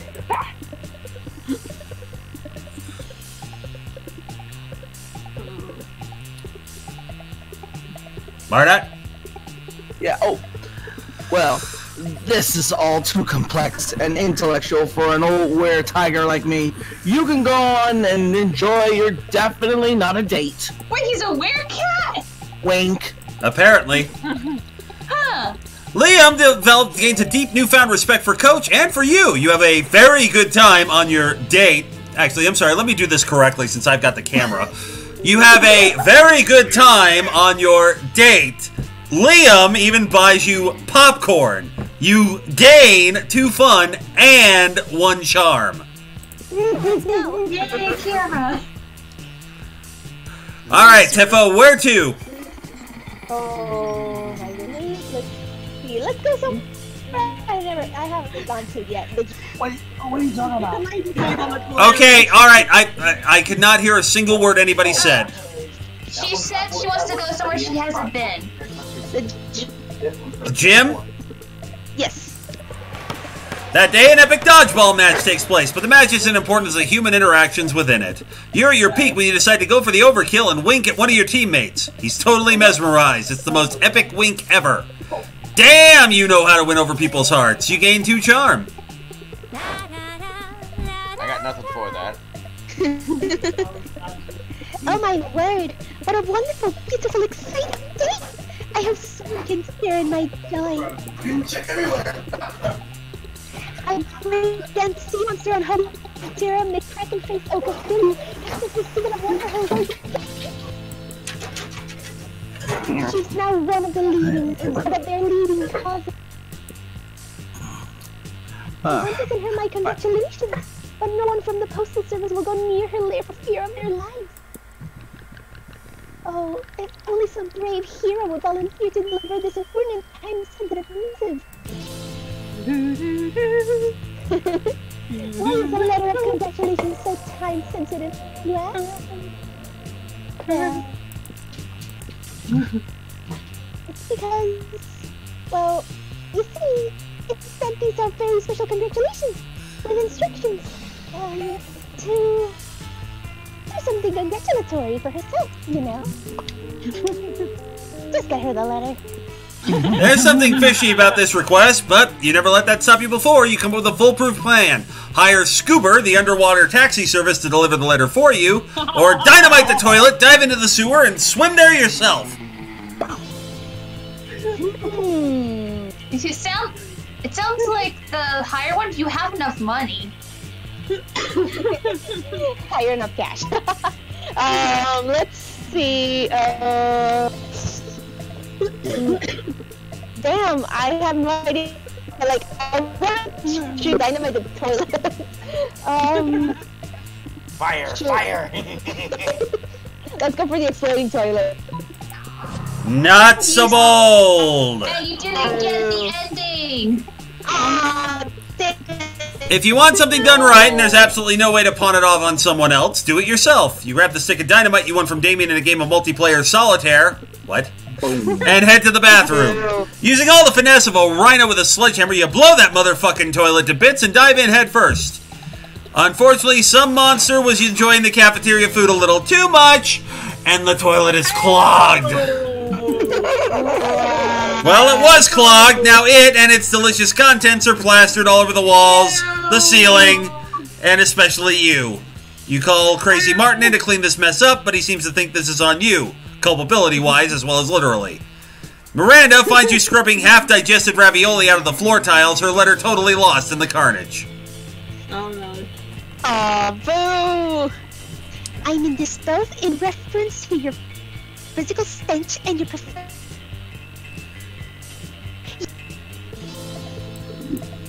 Harsh words coming from Miranda. You lose 2 charm and 1 fun. Aw, boo. Alright, Jake, where to? Library. That day you spend some time in the library's PCs mining some bitcoins. This is supposed to have something to do with solving algorithms and the rise of cryptocurrency, but you guess nobody has any fucking idea of how it really works. Anyway, you gain 2 bitcoins, which is equal to $2 million! Which unfortunately is equal to 2 monster dollars, so 2 money. Yay. Wow. This group project is worth at least 30.06% of our grade. So I want you to focus, Calculester. Are you good at math? Hey, they got matching shirts! Friend Vera, I am a supercomputer. I am made of math. Right. So no shenanigans. You guys, I mean it. Nothing crazy can happen in this library for the next 15 minutes. You are technically arguing. It's the Coven! Yeah. Uh-oh. Let's see. Yay. Alright, Tifa, why don't you go ahead and take the Coven as well? Because you were adorable last time. Yes, please. Thank you. We're here to save the day. Oh my god. I know it is very rare to see Spooky High studying Friend Joy, Friend Hope, and Friend Faith, but I assure you that the world is in no danger, and this is a very normal activity at many other schools. Who the hell is this? That's Dimitri. I'll do it. I'll do this one. Alright, go ahead. Marta, you got it. Fair ladies of magic, you may have beaten me to the library, but you shall not beat me to their soul. My god, something's actually happening with the Coven. Oh my god! Come. Smooth mofo there. Come, fearsome snake lady and metal monster. Come join me in the dark side. We have cookies. Will that help me pass this class? Because my interests right now are limited solely to doing that. I'm positive that's if they think you're stupid. Yes, joining the dark side will definitely help you pass this class. Don't listen to him. Those slips speak nothing but lies. And what kisses of betrayal? And it's also an incredibly fiscally responsible decision. Tell me more. Yes, please, tell us more. From context, I am assuming that this dark side refers to the evil nature of your plans rather than color, but moral ambiguity often confuses me. No need to be... Sorry, you finish. Sorry. No need to be confused. Joining the dark side is the right thing. Ethan, get out! It looks like he made a mistake. What did he say? Looks like he made a mistake. God damn it, Ethan. And Professor Detective, quick grab the stake gun. Oh, I always do my best to do the right thing. They did it. They managed to make a. They managed to turn a computer into a cinnamon roll. No, don't. And I'm pretty big fan of doing things that the opposite of the thing someone is trying to do get me to do. So I'm almost tempted myself. But if they go to the dark side, how will they go to prom at your side? Time to sway them. Dimitri's not telling you the dark side's darkest secret, terrible Wi-Fi, or no way, everybody's going to the dark side these days. It's totally touristy and played out. The hot destination this year is Malaysia. Jake? Oh, I think the first one is what I would want. What a So smart. adversary. Indeed, our Wi-Fi, like everything else on the dark side, is the most terrible Wi-Fi imaginable. Why would you have that as a selling point? Our evil sentient wireless internet crashes at the most inopportune moments. Oh, that's the worst ever. So it's AOL? So it's thanks to him that we have horrible. I have fantastic Wi-Fi. Moving on. Go ahead. During the climax of your favorite show, when you're downloading a JPEG of a boob, when you're sitting in the toilet, staring at your phone to avoid considering your many emotional issues. Yeah, that does sound terrible. It is. It's the worst. You shouldn't. Folks. I believe Mardot deserves a round of applause for that. I see the laughter. Hooray! So going. No, I mean, like, that sounds really actually bad and unpleasant. Oh, well, that's the point. Why would the denizens of the dark side intentionally subject themselves to poor Wi-Fi? This seems irrational. Wait, is the dark side just a shitty apartment with low-tier Comcast internet? It is. Damn! Oh! The game just shot fire! It was meta! Well, I mean... How many bedrooms does the dark side have, Dimitri? How many? 3 bedrooms. But only 1 bathroom.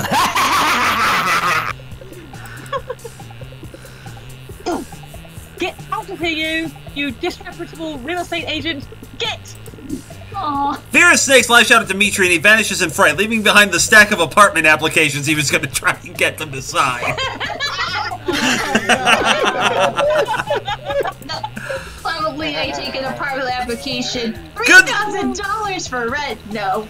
Good job rescuing your friends from a predatory landlord-tenant relationship. You gained 2 smarts and 1 charm. All right, gang, the prom is here. So, you want to give it a shot out of blind faith? I guess. I don't really have another option. Hey, That's Zoe to the prom. Mardot, who you asking to the prom? Well, like I said, I'm a zombie, so pretty much my gender doesn't mean squat, so I'm gonna go with Liam. Okay. Hey. Tifa! That was way too obvious, come on. Fish lady. And Jake. Calculister? Calculister.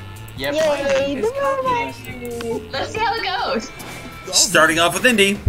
You finally plug up your courage and ask your beloved to go to the monster prom with you. Oh, that's very flattering. But I could never date you. You see, my favorite secret shit has been Indy with an bowl of cereal. What? Sorry. Don't get me wrong, you're funny and sort of sexy, but what kind of person would I be if I destroyed my favorite shit ever? A monster, but like the bad kind. Hard pass. So, hard pass. Oh, ouch. You were so ashamed. Fix it of this. You were so ashamed by your failure that after prom you photoshopped Garfield in all your prom pics as if he was your prom date. Yeah, Garfield, the orange cartoon cat. Not your brightest idea. Anyway, even with your Photoshop skills, you still couldn't Photoshop the sadness of your face away. Sad. Oh, that was new. You finally pluck up your courage and ask your beloved to go to the monster prom with you. Hey, I tried to help you. Alright, fine. It's all your fault except for Casey. I didn't do anything wrong. Alright. I get it. Thank you, Hud. You and me. You and that way. The only way I'm attracted to you is through the tiny gravitational force that your body has as a solid mass. Something, alright? Prom? This failure haunted you the rest of your life, and you never moved on, becoming a total constant failure. You never succeeded at anything again. Except for that time you won at Monsters Got Talent, but your talent was being a failure at love. It astonished everyone how bad you were at romance. Oh. Not any less sad, though. Oh, that's sad. Let's go. Did everything right and still got wrong. Oh well. Your stats probably weren't high enough. Your creativity, I think, probably needs to be higher for Liam. Ah. You finally pluck up your courage and ask your beloved to go to Monster Prom with you. Oh. Oh. I think of you as a sister. Actually, we royalty are very into incest, so let me. Ew.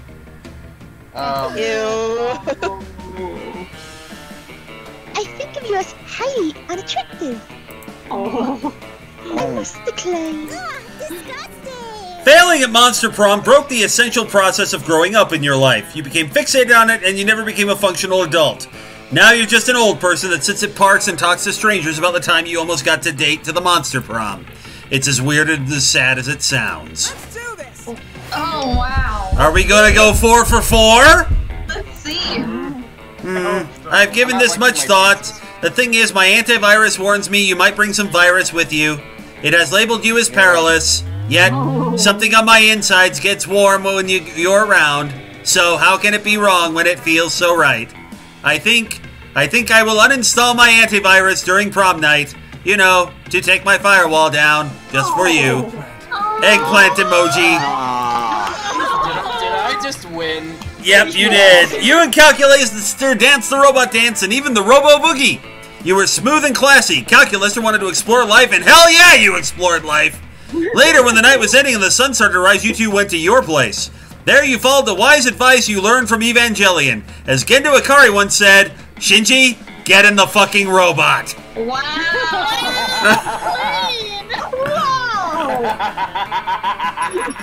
Indy, most likely never be understood. Miranda, best at wearing a crown. 31 new events, 34 new outcomes, 7 of 41 endings, 97 of 559 events, and 231 of 1,976 outcomes. Wow. That legit Look at them. that legit blew my mind.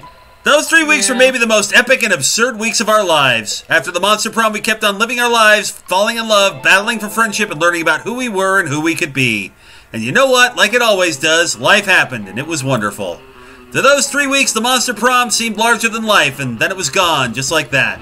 The battle for Monster Prom might have ended then, but there were plenty of battles left in that war called youth. But once again, we were young, unafraid, rock stupid, and we were ready to start. Hey, new closing theme, too! Oh, yeah! Cool. And there's so many more eyes, so look at them! Oh, cute! That's so cute. Like, yeah. Oh, look at that! Nom nom nom nom nom. I like this song better. Monster!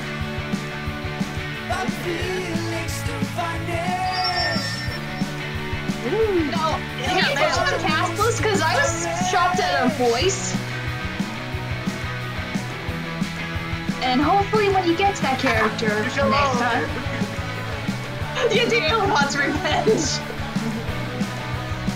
Shock rock. He'll have so. From now on, every time we play, I am going to go after someone until I win. Oh, Miranda can die. And next time I will go after my Gorgon love. Yeah, I learned one thing. Felicia Day's in this.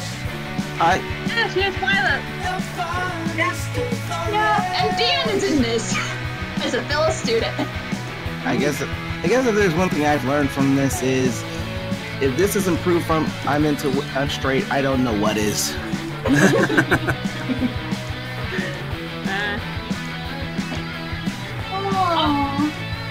I was just gonna must say, I know it's the data fangirl in me, but I really think this is very cute and sweet. Voiced by Jacksepticeye. Yeah. I love the data fangirl. I love all of the characters except for What? Huh? What? I thought she said Jacksepticeye is my girlfriend. I was going, what? Oh, Oh, look at that! Okay. Gonna see tonight. The shop now has a paper map. So vintage. Ooh. And new images in the gallery. Ooh, so there's that, and of course you can Looking sharp. you can do the variations of whoever you want there. There's Aww.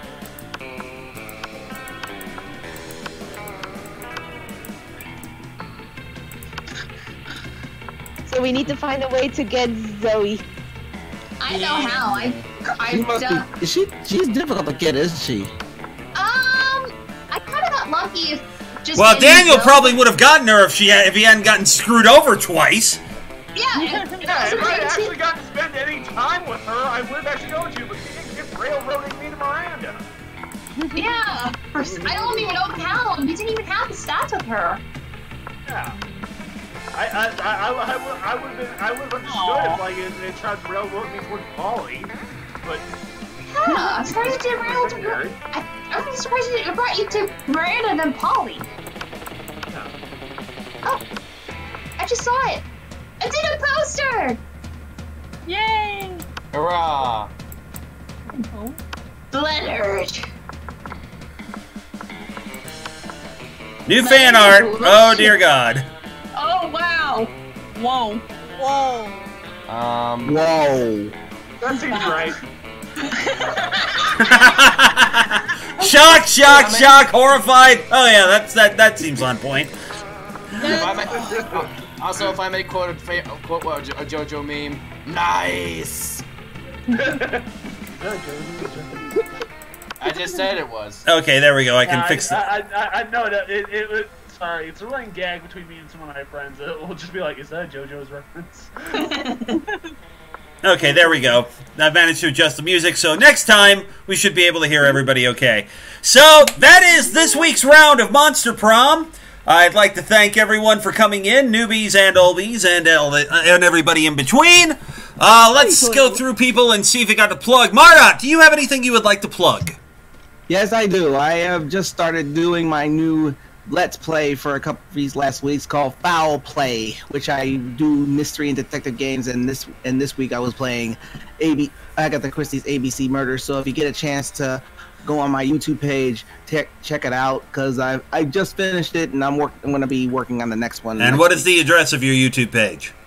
Oh, well, you can go on the blog on MrStreetReviews.blogspot.com, or you can go on my YouTube, which is labeled Mystery Street Reviews. All right. Let's see who's next. Casey, go ahead. I don't have anything new to plug in. I know I mentioned last time about Discord, but I think I'm gonna plug my Patreon because I have about 7 to 8 of my comment pages for the Monster Homeroom. So if you love monsters, if you love the college life, and if you just want to see people have fun, then you can check it out on my Patreon at patreon.com/sniperproductions, where you can see it at the lowest tier at $1. Yes, you can get a piece for $1. If you want to read them ahead of time, or not see them ahead of time when I'm working on them on my stream, which I will say, I will probably do a stream on the Oscars. I just have to know if I'm not working that night. All right, Tifa. Hi, you can find me at Gutslove on YouTube, the same name. The last thing I recorded was, of course, my blind intro live stream of Kingdom Hearts 3, and right now I'm just, chilling. You will probably see a future review on Cuphead, in which a lucky voice actor will voice as the narrator, all very old-timey and very awesome. All right. Daniel. You can check out my YouTube channel called Indecidian, and I'm still on hiatus, so I'm not doing anything currently, but you can still check out my old stuff. I've got animations, Let's Plays, and all that fun stuff. Well, it's about sewing in a couple short films. All right. Did anyone else go weird? It did, but don't worry about it. Phoenix. I still have my channel Phoenix PHEONIX11. I haven't done much with it recently, but unboxings happen now and again, and hopefully I'll be getting back into reviews. All right. Let's see. Holly, do you have anything you'd like to plug? If you want to follow my Twitter or Tumblr, where I post and reblog and retweet weird random shit posts, Riddle Panda, just one word. There you go. And Jake, you have nothing, don't you? No, but I will say do all the things for these people because they are more talented than me. But you're still awesome in your own way, Jake. All right, gang, that wraps it up. Somebody let the dogs out. That's my dogs. The dogs have they've sniffed out a fugitive. Yeah, they're my bloodhounds. Mr. Burns, release the hounds. Like, no, they're gonna go after my cocaine!